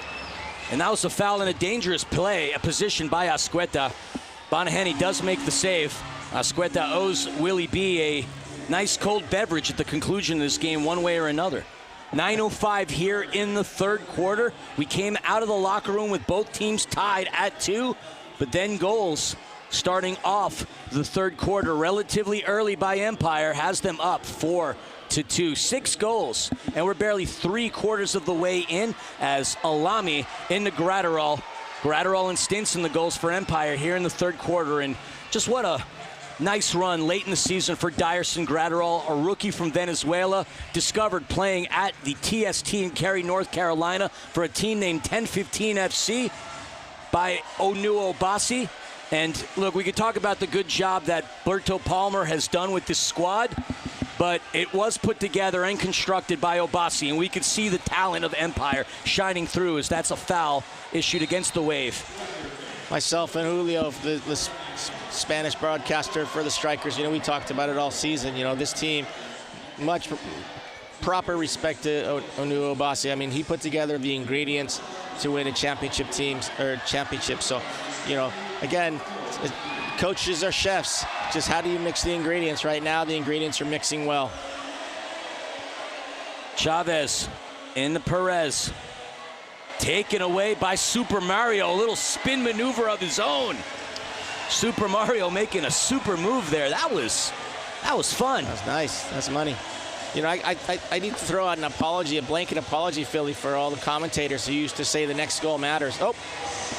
And there's a shot overcooked by the Wave. I was sitting at home saying, no kidding, the next goal matters. But at the end of the day, now that I'm sitting in this chair, the next goal really matters. Follow MASL Soccer on Facebook and Instagram and MASL Arena on Twitter for the latest news on the MASL. Folks, it is immediate timeout. Empire up on the Wave by a score of 4-2. See you on the other side of this break. You are watching the MASL, the greatest show on turf.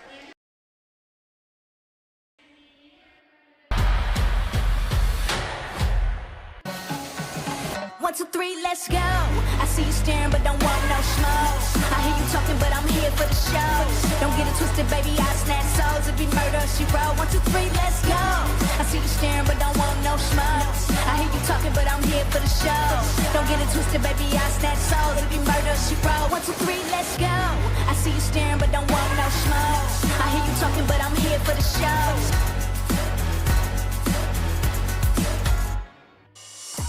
For 30 years, National Core has been transforming lives, building communities where our residents and neighbors can thrive, and providing homes for your Empire Strikers. Affordable, high-quality, secure housing. National Core, home of the Empire Strykers. When your heart needs a helping hand, you want the best, most advanced treatment available. We know there's strength and expertise. That's why for over 50 years, we've been a trusted provider of heart and vascular care in the region, specializing in minimally invasive surgical techniques, from treating infants born with heart defects to performing complex endovascular procedures. Our specialists are here to support strong, healthy hearts. Loma Linda University International Heart Institute. Many strengths, one mission.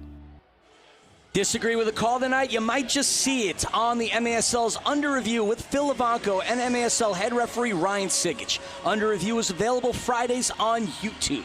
The lights are bright and the fans are loud. It's the Wave taking on the Strykers, and you could stream it live on MASLplus.tv and replay the game on demand. Favorite your team to get instant updates on every game. Back here with 7:40 remaining in the third quarter. My name is Philly alongside the head coach Artie. Philly and Artie sounds like a radio show. It is 1270 AM Fox Sports in Palm Springs. And thank you to our listeners tuning in on that station. As we see Fabian getting a touch, backheel pass, a sweet pass into Shalier as he is mauled and attacked by Ian Bennett as IB26 recovers it into Cam Will. And that's going to go back to Asqueta, lovingly referred to as the Squid, as he has his tentacles all over the miter ball. Nothing clever there, Artie? I thought there was something to say. I was trying to weigh out if I was going to get in trouble because, you know, Artie and Philly, because we're excited AF. Okay. Moving on. Well, I threw it out there. You did. Recovered. Interesting opportunity, almost a Walla opportunity. A pass off the wall intended for Cam Will, but Brandon Gomez wisely intercepts, rolls it into former member of the Wave, Qudus Lawal, who signed in I would say the third of the way into the season, free agent from the Milwaukee Wave. He's been a nice addition to this Strykers staff. Both teams just energized defensively. You saw the Wave come out, spirited, stretching here, the Strykers. I mean, this is playoff soccer at its best right here. Absolutely, and a nice representation of the beautiful indoor game that we all are here, that we love. Whether you have been following it since the days of the Missile or whether you're new there. Another Walla opportunity cleaned up by Palmer. That's going to be a top-of-the-arc restart as it finds its way into the stands. Little error from coach right there. So they get a top of the arc. So now they've got, you know, right in the middle of the field, the floor, wide angle on each side. Get your left footer, right footer out there. Who's going to hit it? You know, these are things that Milwaukee's very good. You know, organized, synchronized pattern play. So. And every player on the turf for Milwaukee is a goal scorer, a Swiss Army knife of talent. Oh my gosh, what a save from Palmer to Gomez. Oh, Dios mío. That nearly was the third goal of the game for the Wave. My Lord. Oh, that's a blue. Gotta be. And that's going to go against Carvalho. Yeah. And now the Strykers are going to have a power play. Stinson down on the turf. Let's take a look at the replay again. Yeah, just follow through here. Just a crack. That's tough. That was one of those Cobra Kai sweep the leg Johnny moments. Definitely, indeed, sir. I mean, that's more of a yellow card in my opinion than what there we see Marco got. The replay of what a Milwaukee 7, 2 minutes tripping power play. And sorry, I got caught in my emotions there as we have the confirmation of the tripping call as the Strykers now have a power play. Taking a look once again. And there you have it, folks. Now, as far as a power play is concerned, Empire, despite being a team that has controlled possession early on in the season, they're not a team that has converted often within the power plays. During the regular season, only 20%. The penalty kill for the Wave, 72%. So it would speak volumes and create a nice advantage for Empire if they can manage to find one here in a power play situation. I would imagine, at the very least, more chances to frame under the current mentality of the Empire Strykers. Stinson. So let's see if that prevails here. So we've got two Steinwashers on the turf For those who are unaware, Javi and Alex, we're going to refer to them by their first names to not confuse anybody from here on out. And that's a shot blocked, recovered by the Wave. And the pass in from Javi to Alex. Alex scores! One good Steinwasser deserves another as we have another goal for the Wave, and this time it's a shorthanded one. Just a good counter finish. Very unlucky to, Allen kind of dispossessed there on the edge. Brother to brother, they're in sync together, and just a good finish. Brandon's a good shot blocker, but he had no chance there. No chance at all, and there's no more of a gut punch in indoor soccer, or hockey for that matter, than when a shorthanded goal gets scored. It's still a power play for the Strykers, but what a great play. Brother to brother, like you said. And in this case, brothers don't shake hands, brothers hug, and in the game of indoor, in the Milwaukee Waves sense, brothers score goals. Brothers hug and slug, if they're anything like my brother and I. Stinson overcooks that one field goal style into the net. And it's going to be 47 seconds remaining of the power play. This is where Coach Berto's got to get his boys dialed in and say, let's be free, let's go, relax, relax, relax. Because as you tense up, you see your technique fall. And then you saw Justin just trying a little bit too hard to make that or put that on frame. So, this is where they've got to dial in. Palmer to Gomez. That was a close call as Flores aggressively attacking. But he's going to head on over to the Pine Pony. Strykers have the ability to advance the miter. In from Stinson to Fabian. Those two had great chemistry last season. A little more quiet this year. See if they can find a little bit of what unlocked Stinson last season. Stinson over to Reyes. Reyes back over to Marco the Magnificent. Less than 4 remaining here in the third quarter. 7 seconds of this power play. Can the Strykers at least fire one more up before Carvalho comes out of the box? He is now out. The power play is broken. Fabian bashes it off the plexi. Cleaned and cleared by the Wave, but it's going to be Strykers' ball with 3:35 remaining in the third. Very well designed, actually, because now the Wave can get out. Fabian! And that one sails high into the sky. Shout-outs Jimi Hendrix. Excuse me as I kiss the sky on that ricochet. Restart here for Empire. And it is Fabian, quarterback in the attack. He was looking for Stinson. Stinson rocking that awesome pink hairdo. I myself back in the day had pink hair. Actually, not too long ago. I think I was still calling games here when I last had pink hair. I believe that to be an accurate statement, Philly. Gone through a few colors, not as many as Justin Stinson. But then again, he also has the luxury of youth and a little more hair on the top of his head.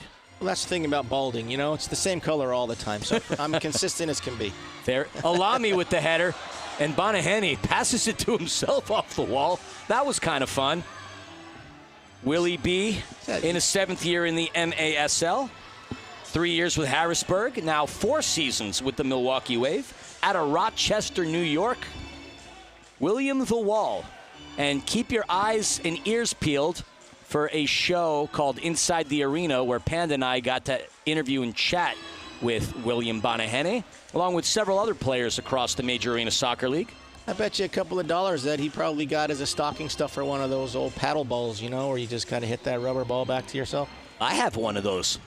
The chip from Bennett trying to go off the wall into the rookie from Hungary, Richard Raybold, the forward. We're approaching 120 ticks of the third quarter game clock as Polo struggles. Gets the assist from Ian Bennett in that case, into Steven Chavez. Chavez with Hodgson. And I think, I don't want to say this was the case, but Hodgson back on the turf, and I think the last time I actually saw him here is right after Stinson put him in his back pocket. You had to get some rehab. Chavez into Somo, right around midfield. 94 seconds remaining here in the third quarter. What a game it's been thus far. 7 goals scored between these two teams. As a reminder, if both teams are tied at the end of regulation, they're going to go into a 10-minute overtime There's not going to be any shootouts, FYI. It's next goal wins in that case, as that one comes off of Alvarez. Shalier, who already has a goal to his credit today, steadies it. Shalier with extensive futsal experience going back to his native Cuba. Somo gets his way past Will. Bonaheni with his hands on it. Under a minute to go. Pass comes in to the legend himself, IB26. It's going to be a little restart here. Shalier is going to get called for a foul off the ball on Hodgson. Restart here for the Wave with 43.3 seconds remaining. Zombie Nation blaring on the loudspeakers. I'm hearing that a lot lately between the MASL playoffs and March Madness. Can't get Zombie Nation out of my head, and there aren't even that many words to this tune. Flores smashes it off. The Empire Strykers season ticket holders. So that's a very fortunate free kick for the Strykers, because now with that stoppage, they're able to get their number one attacking unit on the floor. And now a foul. Here we go. Set piece from an edge, from an arc. Shooter, shoot. Philly, I've said it a bunch of times. So we'll see. Hold on, what do they do? Shooter, shoot. I'm just making sure. 24.4 seconds. You throw a Lamy on the edge, on the bottom end. You got George, Marco, and Justin that'll hit it, and then you got the 5-second man in Alan Perez.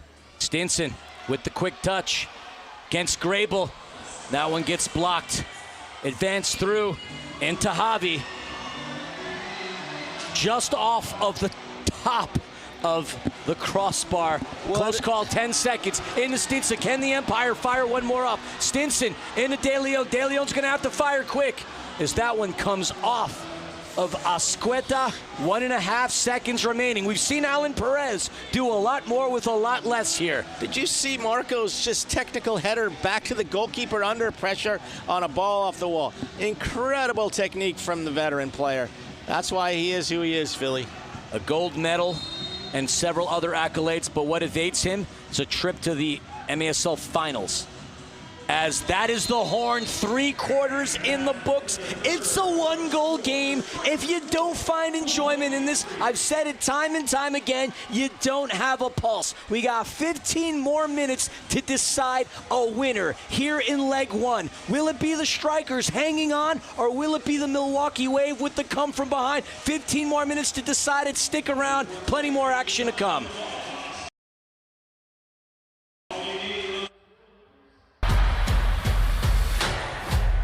Funding for this program is presented by September's Tap Room and Eatery.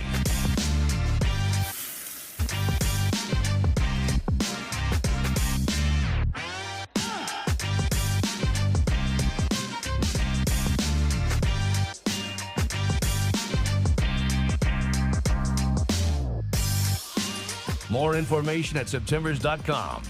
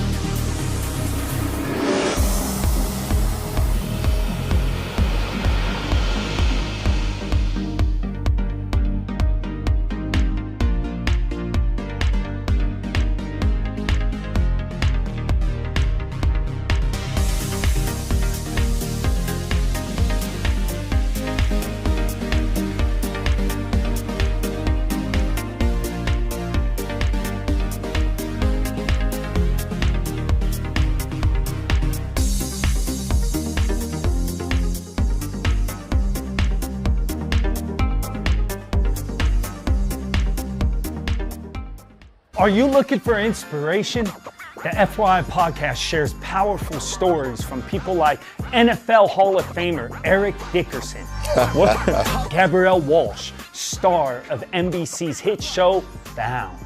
You'll learn all about mindset and what it takes to navigate, overcome, and persevere through any challenges that life puts in front of you. If you're ready to be inspired, subscribe to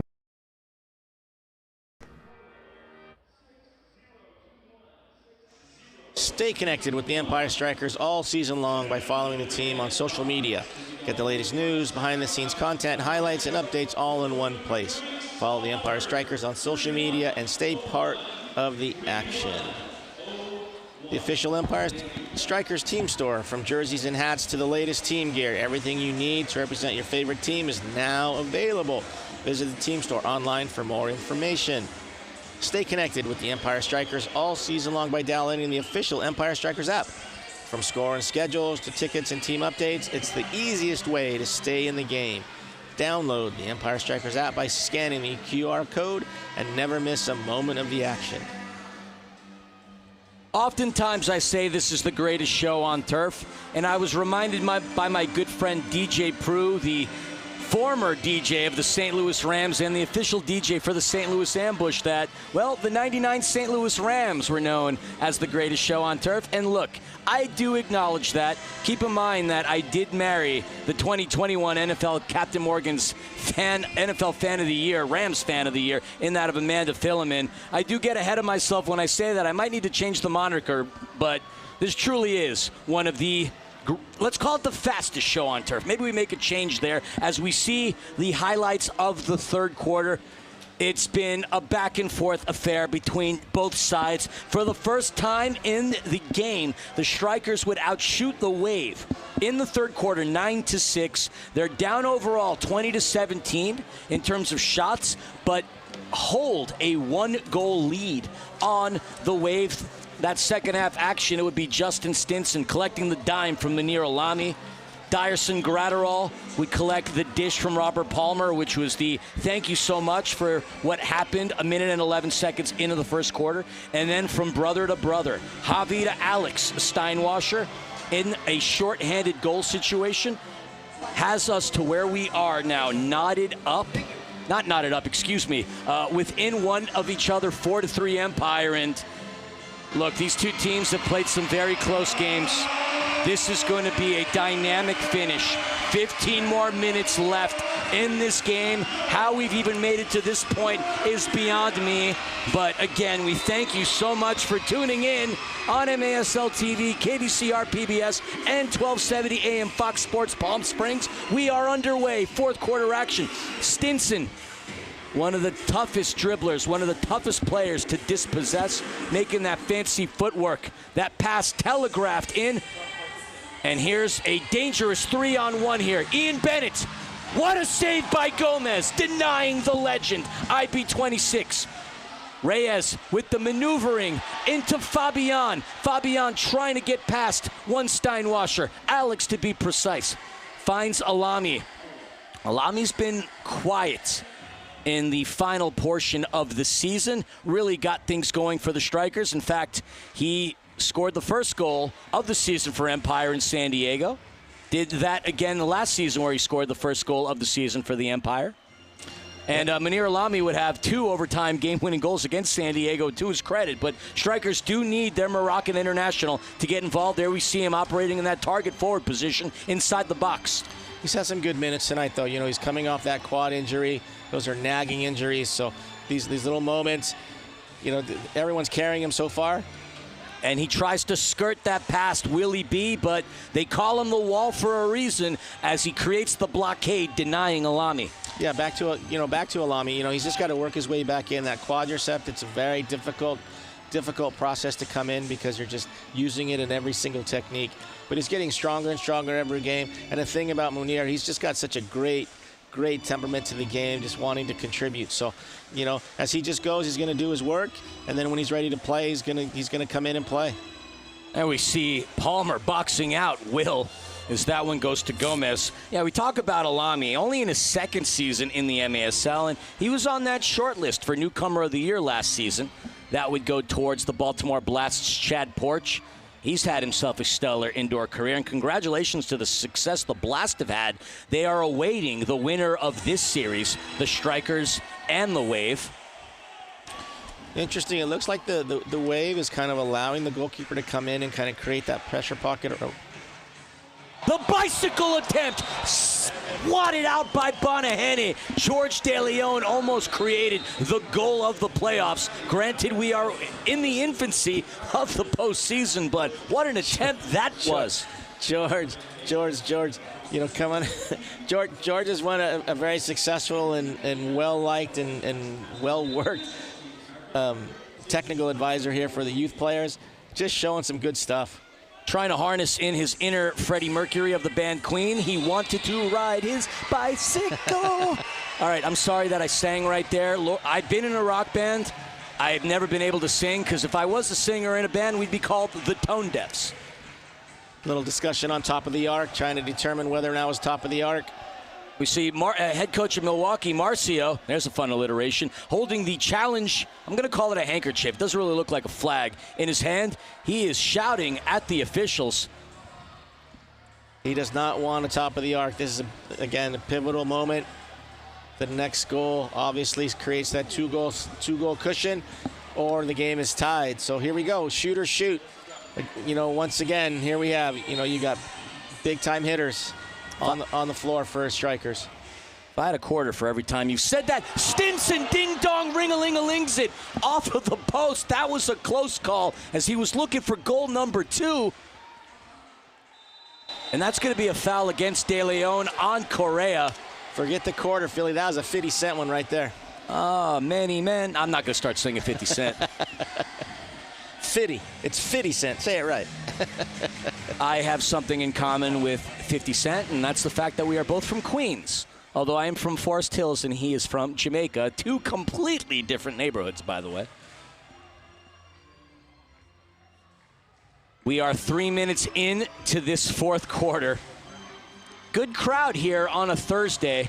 And what a good crowd we had here on Sunday. We were about 160, 170 shy of hitting 8,000 here at Toyota Arena. So the crowd really coming out to support the Empire Strykers. In a building that sits 10,000, where you have so many people spread out, it looks a lot different on TV than it does. It looks a lot different than...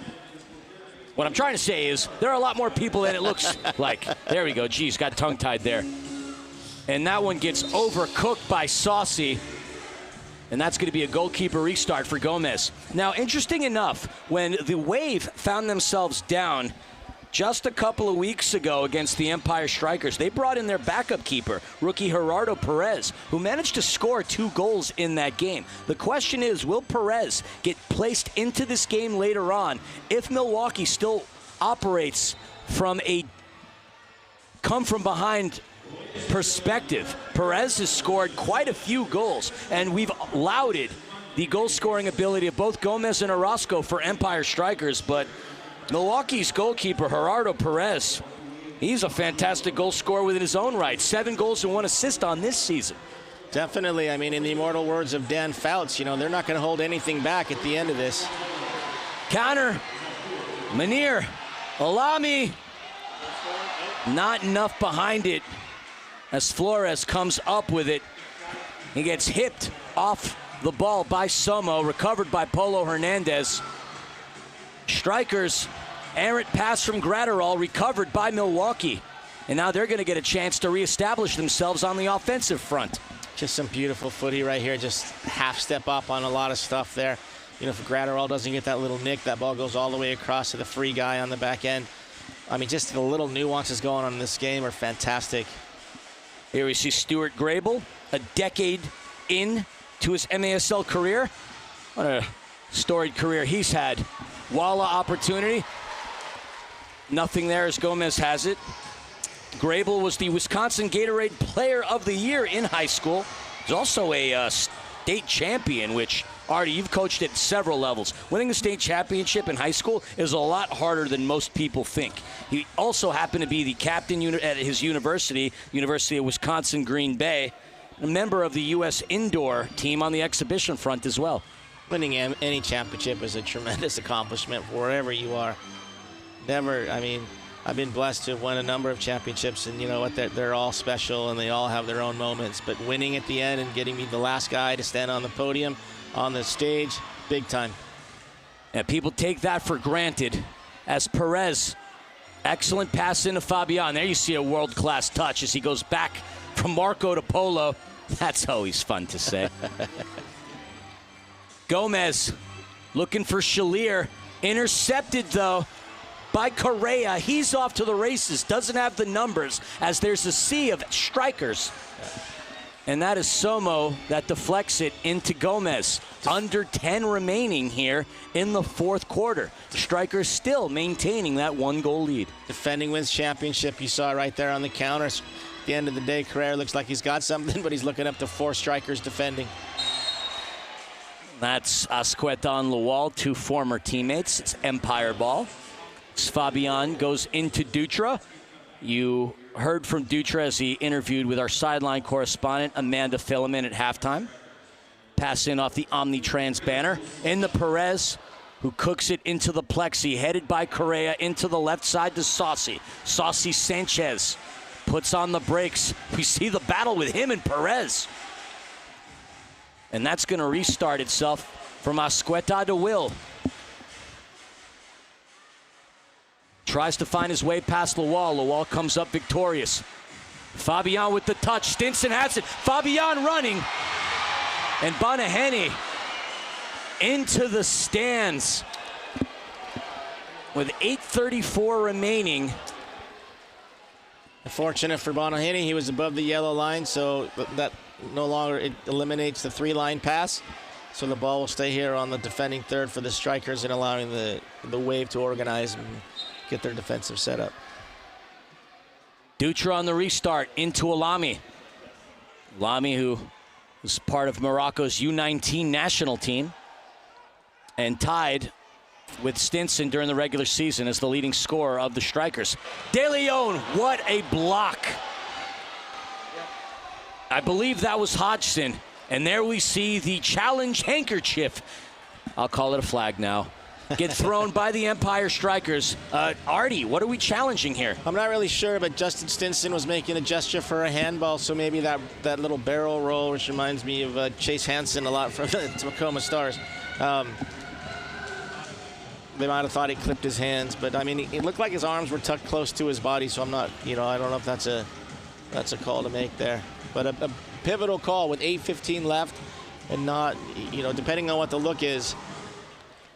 Empire is challenging a missed blue card for handling on the previous play. The play is now under review.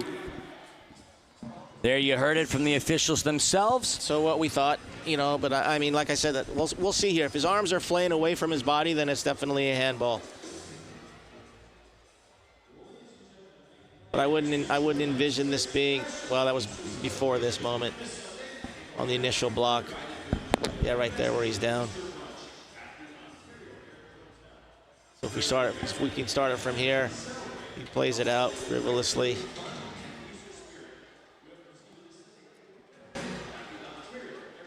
So right here when he rolls, got to slow that down to see if it actually hits his arm, but that's a tough one. It's a natural movement to put your arm down to brace your fall. So we're getting told it's not a handball. Here's the official confirmation. After further review, the call on the field stands. No foul, no blue card. Empire loses their challenge. Empire will have the restart outside the yellow line. So the challenge chief, handkerchief, is wasted by the Strykers. And let's see whether or not that comes back to bite then here with 8:15 remaining in the fourth. Challenge flag has always been an interesting option, especially when utilized early and burned. Well, the key thing here, though, Philly, as well, is that, Berto is in the middle of playing the game. So he relies on the bench to make these decisions. And, there's not, Coach Chewy's been around for a while, but everyone else is relatively, first moment on the bench. And, you want to take these chances if you think you've got something, but at the end of the day, the ramifications could be huge. 8 minutes to declare a winner as Stinson goes to Palmer. Both players have scored tonight. It's all fun and game till someone gets hit in the eyeball. Yes. Like my brother Jack on a dubious incident with Clay as children. Palmer tees up. Yay! What a save by Bonaheni. Berto feeling it. I'm 12 years old. I'm going for braces again. 12 years old. That was back in the days when Burger King was a prince, right, Artie? Yes, indeed, sir. I'm just kidding. Folks, we're heading to immediate timeout here. 7:34 remaining. Strykers still leading the wave by 1. Stick around. Don't you dare.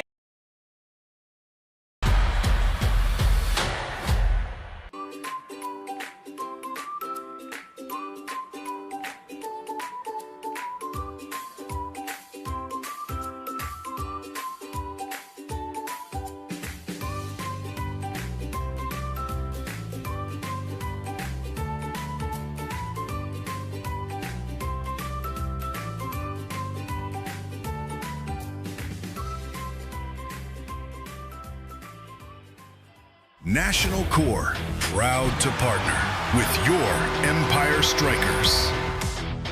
On the field, in the community, we defend the Empire. Sign up for our free soccer clinics and meet your favorite striker. Community, passion, this is your Empire.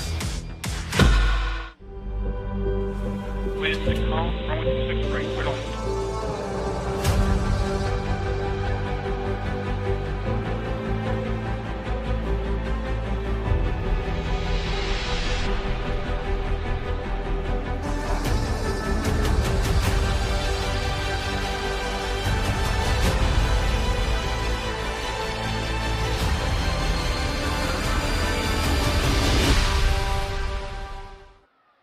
Kick a restart for the Strykers coming out of the immediate timeout as Stinson looks ready to trigger it into play. He's got Shalier and Fabian outside of him. Reyes and Perez in the box. Reyes on the restart. Stinson fires it. Dongs it off the right post. And it finds its way to Perez. Shalier over to Fabian. And I'm sweating profusely like I'm playing in the game. Turf Monster made itself evident as Grable and Fabian ran to it. And here come the Steinwashers once again. Last time they were on the counter, they scored successfully. Javi's been very well tonight. He's done very, very well. Very technical, creating some good chances. You know, he's made a big difference in tonight's game, I think. Both out of Sterling Heights, Michigan, the favorite sons of Sterling Heights, Michigan, I should say. Javi and Alex, just elite players. Alex last year was MASL Elite 6 as Gomez saves it into the air. Shalier misjudges the header. Fabian does not. Back over to Barbaro. Barbaro scored the second goal of the game. Connects in with Polo.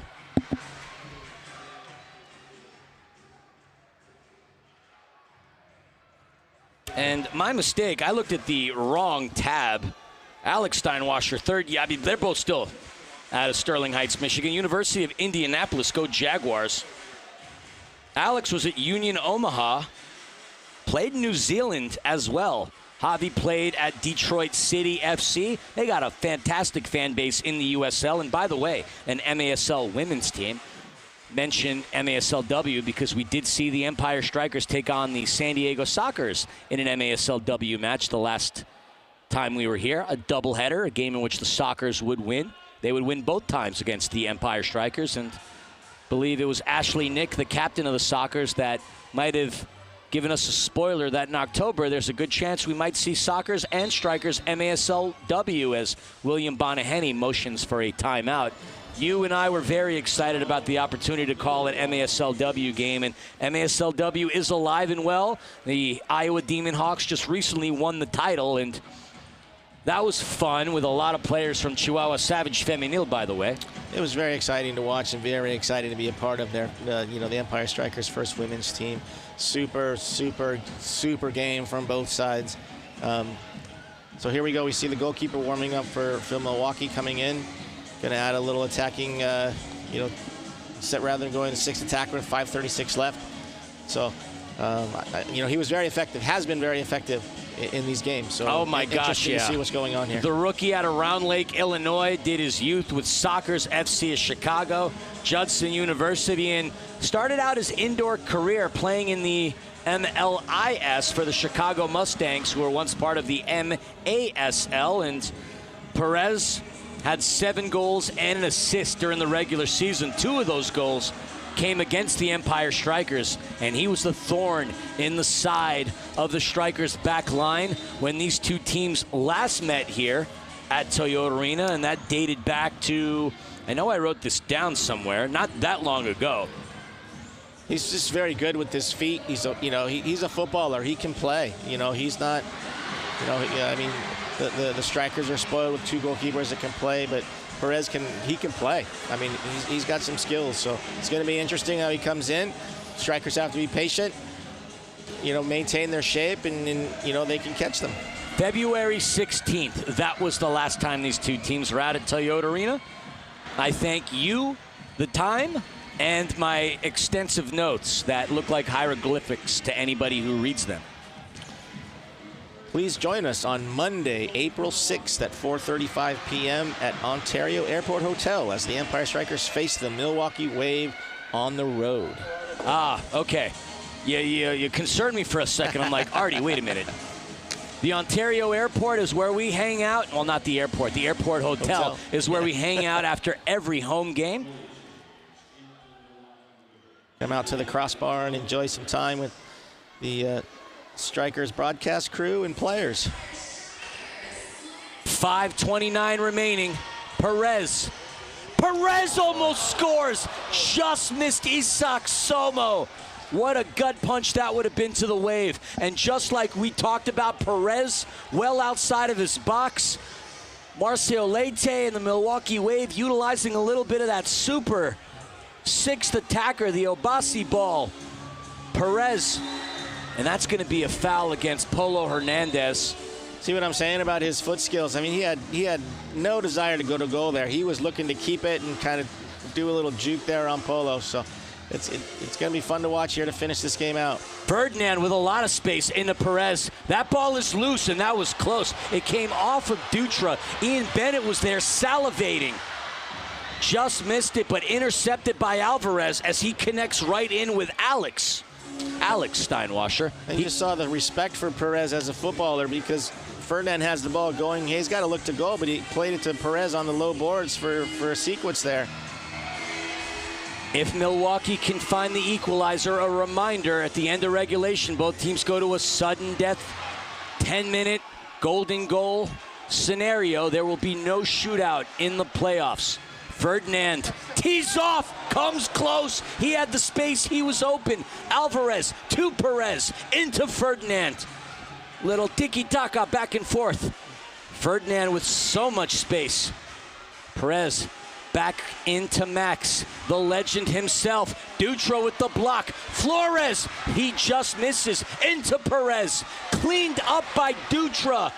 And the last time we saw the Wave and the Strykers, Dutra had 5 big blocks late in the game.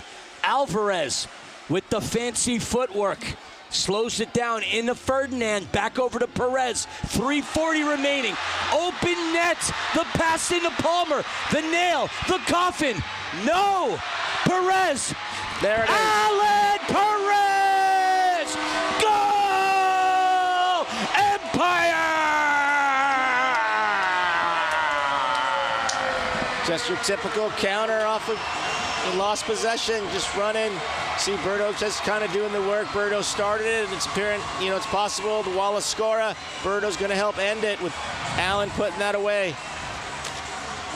AP 20 with a goal. What a season he has had. This has been a career year for him in terms of goals scored. He is no longer a rookie, obviously, in his 5th year playing indoor at a Taft College and the University of California, Riverside. Oh, and by the way, he was part of that $1 million winning team at TST as a member of Bumpy Pitch. What a goal. Carvalho, that one takes a deflection and into the net. It's going to stay on this end of the turf. AP 20, Alan Perez. What a goal. Empire up by 2. And there we see Perez in the game. And that extra attacker can prove to be lethal. Bennett right off of Palmer. As Gomez cleans it off the wall. Stoppage in play, though. Strykers got to stay focused. In the immortal words of Arturo Cairel, never count your chickens. You know, you got to keep playing. Who's Arturo Cairel? My pops, bro. Ah, normally we've been hearing about your brother. Now we get to hear about your dad. By the way, shout out to the entire Cairel family. Let's take a look at what happened. We saw a challenge flag. Don't forget Consuelo. Coming out, see what we have here. Milwaukee is challenging for potential blue card, missed handball. Plays under further review. That definitely hit the arm. The question here is it in a natural position? I would say that might be in favor of Milwaukee based on this. I mean, and Palmer was outside of the box. Well, kind of tiptoeing, ice skating. Oh, geez, tight roping it in. Remember, Philly, in indoor soccer, a handball in the box doesn't necessarily equate to a penalty, right? It had to be, you know, if they, in the referee's opinion, it's going into the goal, then it's a goal. Otherwise, it's just a free kick. So, see where his arm is. That's tough, man. That's next to his body. That would be a tough call. I mean, clearly hit his arm, and you just saw the recoil. But at the end of the day, it's in a natural position. This would be a tough call for the officials. I wouldn't anticipate them making that call. I'll say this, though, that when the Wave have thrown that challenge flag, they've done so in a very intelligent way, where from what we see, it could go their way. It hasn't been any errant decision-making as we saw right there, a different angle from Bennett off Palmer. Yeah. We're standing by for official confirmation. After review, there is no handling offense by the Empire player. However, there was also no handling offense by number 26, Milwaukee. Therefore, it will be Milwaukee ball in front of their bench. So there you heard it from the officials themselves. Artie, so I mean, is that correct call? Or is it going to under review? 100%. No, 100%. I mean, it could go in under review. I mean, in my opinion, a lot of calls. But anyway, that's a different story, Philly. At the end of the day, handball is when it's a purposeful or a handball that, you know, that where your hand is not in an unnatural position. And clearly, it was next to his body. You know, with 3:09 to play, it's a chance that Milwaukee had to take. You said it. We're approaching the 182nd mark. Perez outside of his box. They lived by the sword, died by the sword by that last goal. Perez and Polo gets in the way. Perez has it in the box. Bennett, Dutra, Lawal by the wall. Recovered by the Wave. And that is Flores. We haven't called his name all that often in this game. The potential newcomer of the year trots inside of the box. We're approaching the 2:30 mark. Super Mario! Ooh. That one ding-dongs! Ooh. And now it's a block from Flores. It was he and Bennett that gets the blocked shot. And we see Perez with the push. Foul on the Wave. Right now, he and Bennett is the MVP defensive player for the Strykers. I think that was going in. That looked like it was going in. And we couldn't tell, but the body language that we saw from Saucy Sanchez tells us all that we need to know right now. Restart here. Palmer chips it in, tries to find Perez. Stinson. And that one somehow corrals its way back into the Strykers. That one takes a fortuitous bounce into the crowd. That's a great word, huh, Philly? Fortuitous? Hey, listen, I've got a couple of words that I spit out that I can't spell. You've got a little more. It's not like we're keeping track, but either way, we still have fun on the air. If you can't have fun watching indoor soccer, you got a problem. This is a blast, dude. No, they're in Baltimore. Oh, I see that. Ah, you see what I did there? Usually I'm the guy with the dad jokes. They're the ones waiting. Shout out to all our fans tuning in from Baltimore, eagerly watching who their next opponent's going to be as they got the bye, as well as San Diego. The Sockers and the Blast, two historic teams in the indoor game. That one, that one took a bounce off of Dutra. Dutra showing us that body language. Dutra, it's like the last game back on February 16th. He came up big time and time again. Dude, he's just pumped up. Look at him. He's flexing big right there. The Brazilian blockade, Carvalho, there's Dutra again, denying Bennett. 90 seconds remaining. The Strykers still with a 2-goal lead. Perez, that's a scary man on the ball, and an even scarier man with Alvarez into Carvalho. This is a Swiss Army knife of goal-scoring talent for Milwaukee. Alvarez to Perez. Perez, that one takes a bounce, but cleared by the Strykers defender.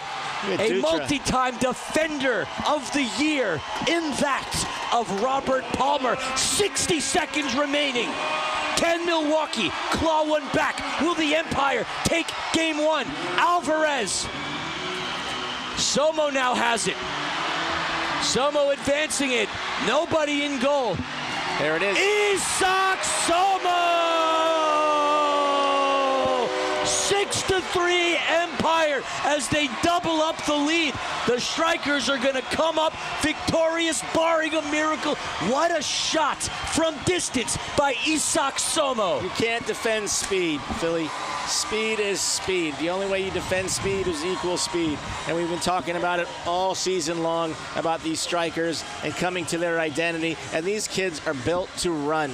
And Somo exemplifies that. He just runs away from it and just calmly, coolly looks for the goal outside of the foot. Simple finish. But at the end of the day, he worked his butt off to get there. Hold up. In the first half, you exhausted the shooter's gonna shoot story. And you didn't say that once. Here in the fourth quarter, what's up with that? What do you mean, shooters? I'm sorry, Philly. I don't quite comprehend what you're trying to articulate at the moment. Somo and Sanchez, 23 seconds into Alvarez. Over to Perez. And that one gets skirted from Flores to Gomez. He's going to hang on to it, and he's going to motion for a timeout. The Strykers are going to win leg one in front of an excellent crowd here in Toyota Arena. The Empire looking pretty darn sweet here on a Thursday. I'll tell you what, you can look, from the Wave perspective, you could say just a bit unlucky, But luck is when hard work meets opportunity, and these Strykers players, as you just saw with Somo, they just outworked the moment, and their luck was better, right? That's what it comes down to. Meeting the moment with the requisite effort to excel and succeed in the moment, and every single moment tonight, at the critical moments, the Strykers have taken advantage of that. So that's the one thing that the Wave's going to have to go back on the drawing board and say, listen, we've got to be more manageable. I think of my buddy Mike Haas, played for the old Denver team in the MASL days. You've got to dictate where you lose the ball. And we saw here in the last 4 minutes where Milwaukee was taking chances and they lost the ball in critical spots that allowed the Strykers to score simple goals. Big time, just finish again. Just outworking the moment. And just a tremendous dub against a very talented Milwaukee Wave team. Make no mistake of it, the Wave are an incredible team. But this is going to be the second straight game in which they will fall to the Empire Strykers by the same exact scoreline of 6-3. Empire has had the Wave's number this season. The only time the Wave have beaten Empire this season was on New Year's Eve, 3-1. But this is a completely different Strykers team that we saw at the end of 2025. 5 seconds remaining, 4 seconds remaining. Into Gomez, and it's over. The Empire win leg one of the quarterfinals. A convincing win against the top scoring team in the MASL, and that of the Milwaukee Wave. What a game it was for the Strykers. Defending Wiz championships, I talked to Coach Chewy before the game, and I asked him point blank, are you going to keep Milwaukee under the 5, and are you guys going to exceed the 5? And he had the utmost confidence that they did, and his thought prevailed tonight. It's a great moment for the franchise. It's a great moment for 25-26 season to go forward. But Philly, reality check. At the end of the day, in the playoffs, your job is to hold home field. So now it goes back to Milwaukee. Milwaukee's job is to hold home field for the next 2 games. So with all the great things that happened tonight, at the end of the day, this is sort of the recipe. So Strykers got to be ready to go and take that game back in Milwaukee. And that's going to be such an intense game. If the Strykers manage to collect the dub on Monday, they are going to advance to take on the Baltimore Blast. If Milwaukee wins the next game, then they will play an additional 15-minute game basically a quarter to decide the winner. And it looks like we are standing by. Amanda Phileman is going to be chatting with Empire Strikers goalkeeper Brandon Gomez. And we are going to kick it down. Turf side with Panda as she's standing by with Gomez. Hey guys, I'm here with Brandon Gomez. We said at the beginning this was an offense versus defensive battle, and defense clearly won. Talk to me about your performance tonight, but also the defense in front of you that was so important to this win. Obviously, first off, thankful for all the fans, everyone who showed up today, everyone who came and supported us. That was the seventh man there, so hats off to you guys.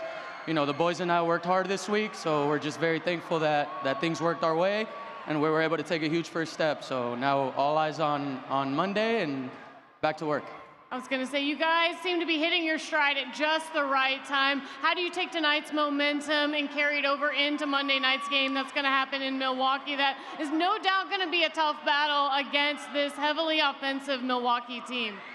Yeah, right now you can tell that they're going home with a little bit of a chip on their shoulder. They're not, they're not too happy, and that's expected off of playoffs. Hats off to them. They traveled, they worked real hard, and obviously gave us a tough game, and we know we're going to go struggle out there, but one game at a time.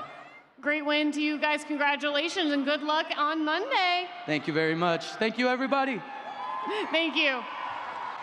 Thank you, Brandon Gomez. We are going to head to a commercial break, and when we come back, we got final stats and some final thoughts as we wrap this one up. Your final score, Empire. A moment.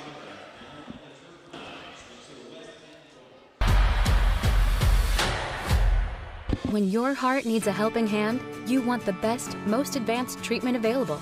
We know there's strength and expertise. That's why for over 50 years, we've been a trusted provider of heart and vascular care in the region, specializing in minimally invasive surgical techniques, from treating infants born with heart defects to performing complex endovascular procedures. Our specialists are here to support strong, healthy hearts. Loma Linda University International Heart Institute. Many strengths, one mission.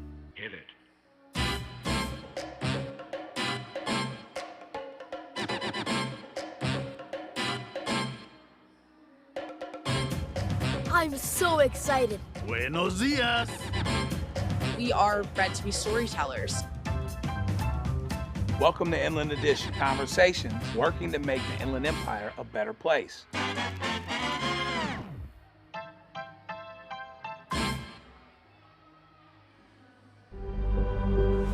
With 6 miles, runway 26 right, on.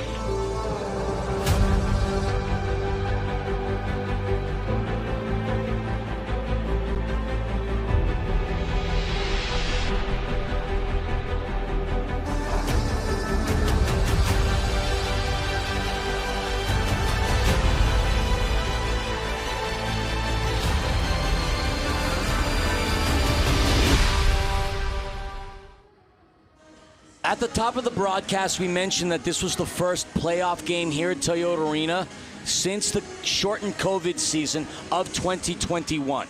This also happens to be the first playoff win here for the Empire Strykers since April 18th of 2021 in the postseason, and that was in a contest against the San Diego Sockers. They Milwaukee Wave 6-3, and Artie, what a game it was. Let's take a look at our stats. Super game. So you see the fouls together at 14. The Strykers, a bit more edge to them, not 14-9 in the advantage in the fouls. Milwaukee Wave 29-24 in shots, but at the end of the day, even though they were outshot by 5, the goals, which is the most important factor, 6-3. We talked about this in the pregame. At the end of the day, the last time we were in this arena for a playoff game was that loss against San Diego, where there was a lot of controversy at the end. You don't want to look too far ahead, but the Strykers team is going to look at it and say they want to drive and work towards that rematch against San Diego. And the beauty of it, the only way you get that rematch against San Diego is here at home. At home. And here's the beauty.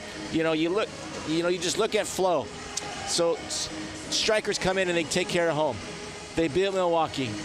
Baltimore, because of their field situation, doesn't have a home field, which means Toyota Arena would host 2 more playoff games.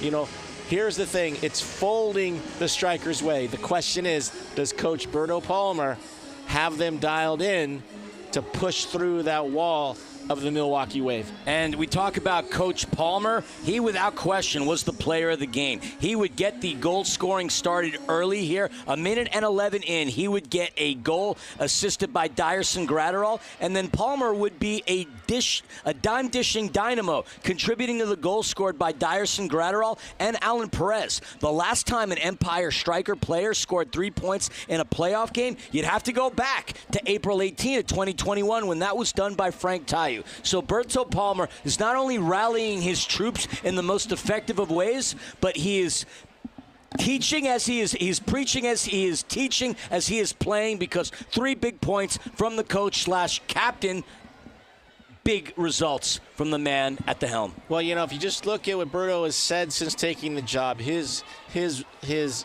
source, his resource, and his insightfulness, he quotes many points from Vlatko, who was a very good indoor soccer player.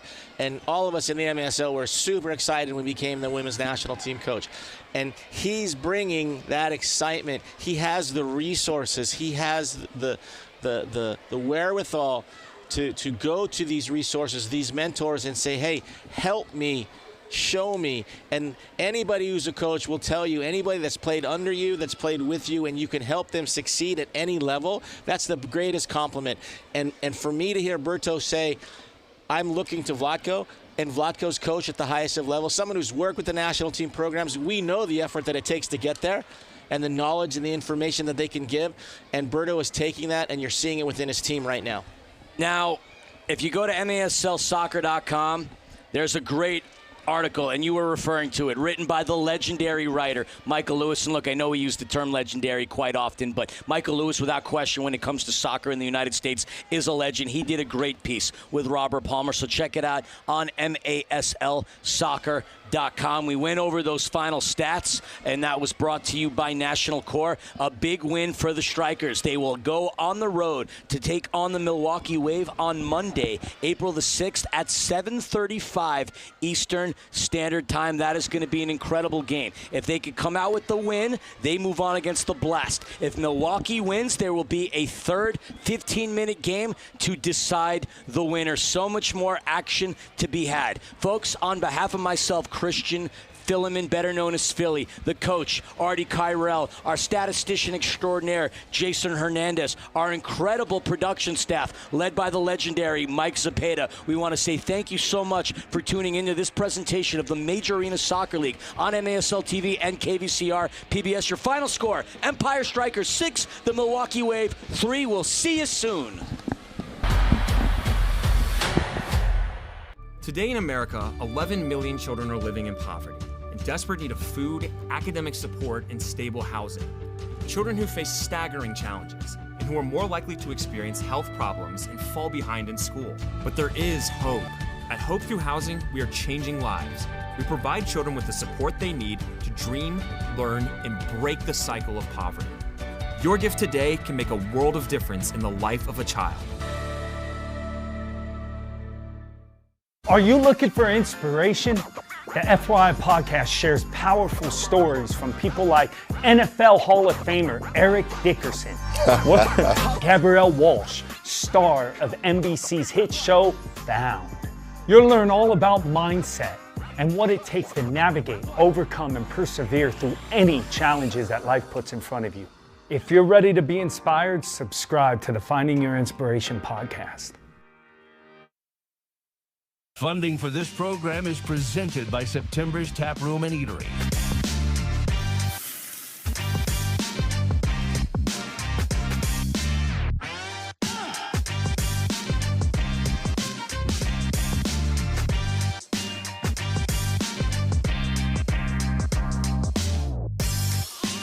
More information at septembers.com.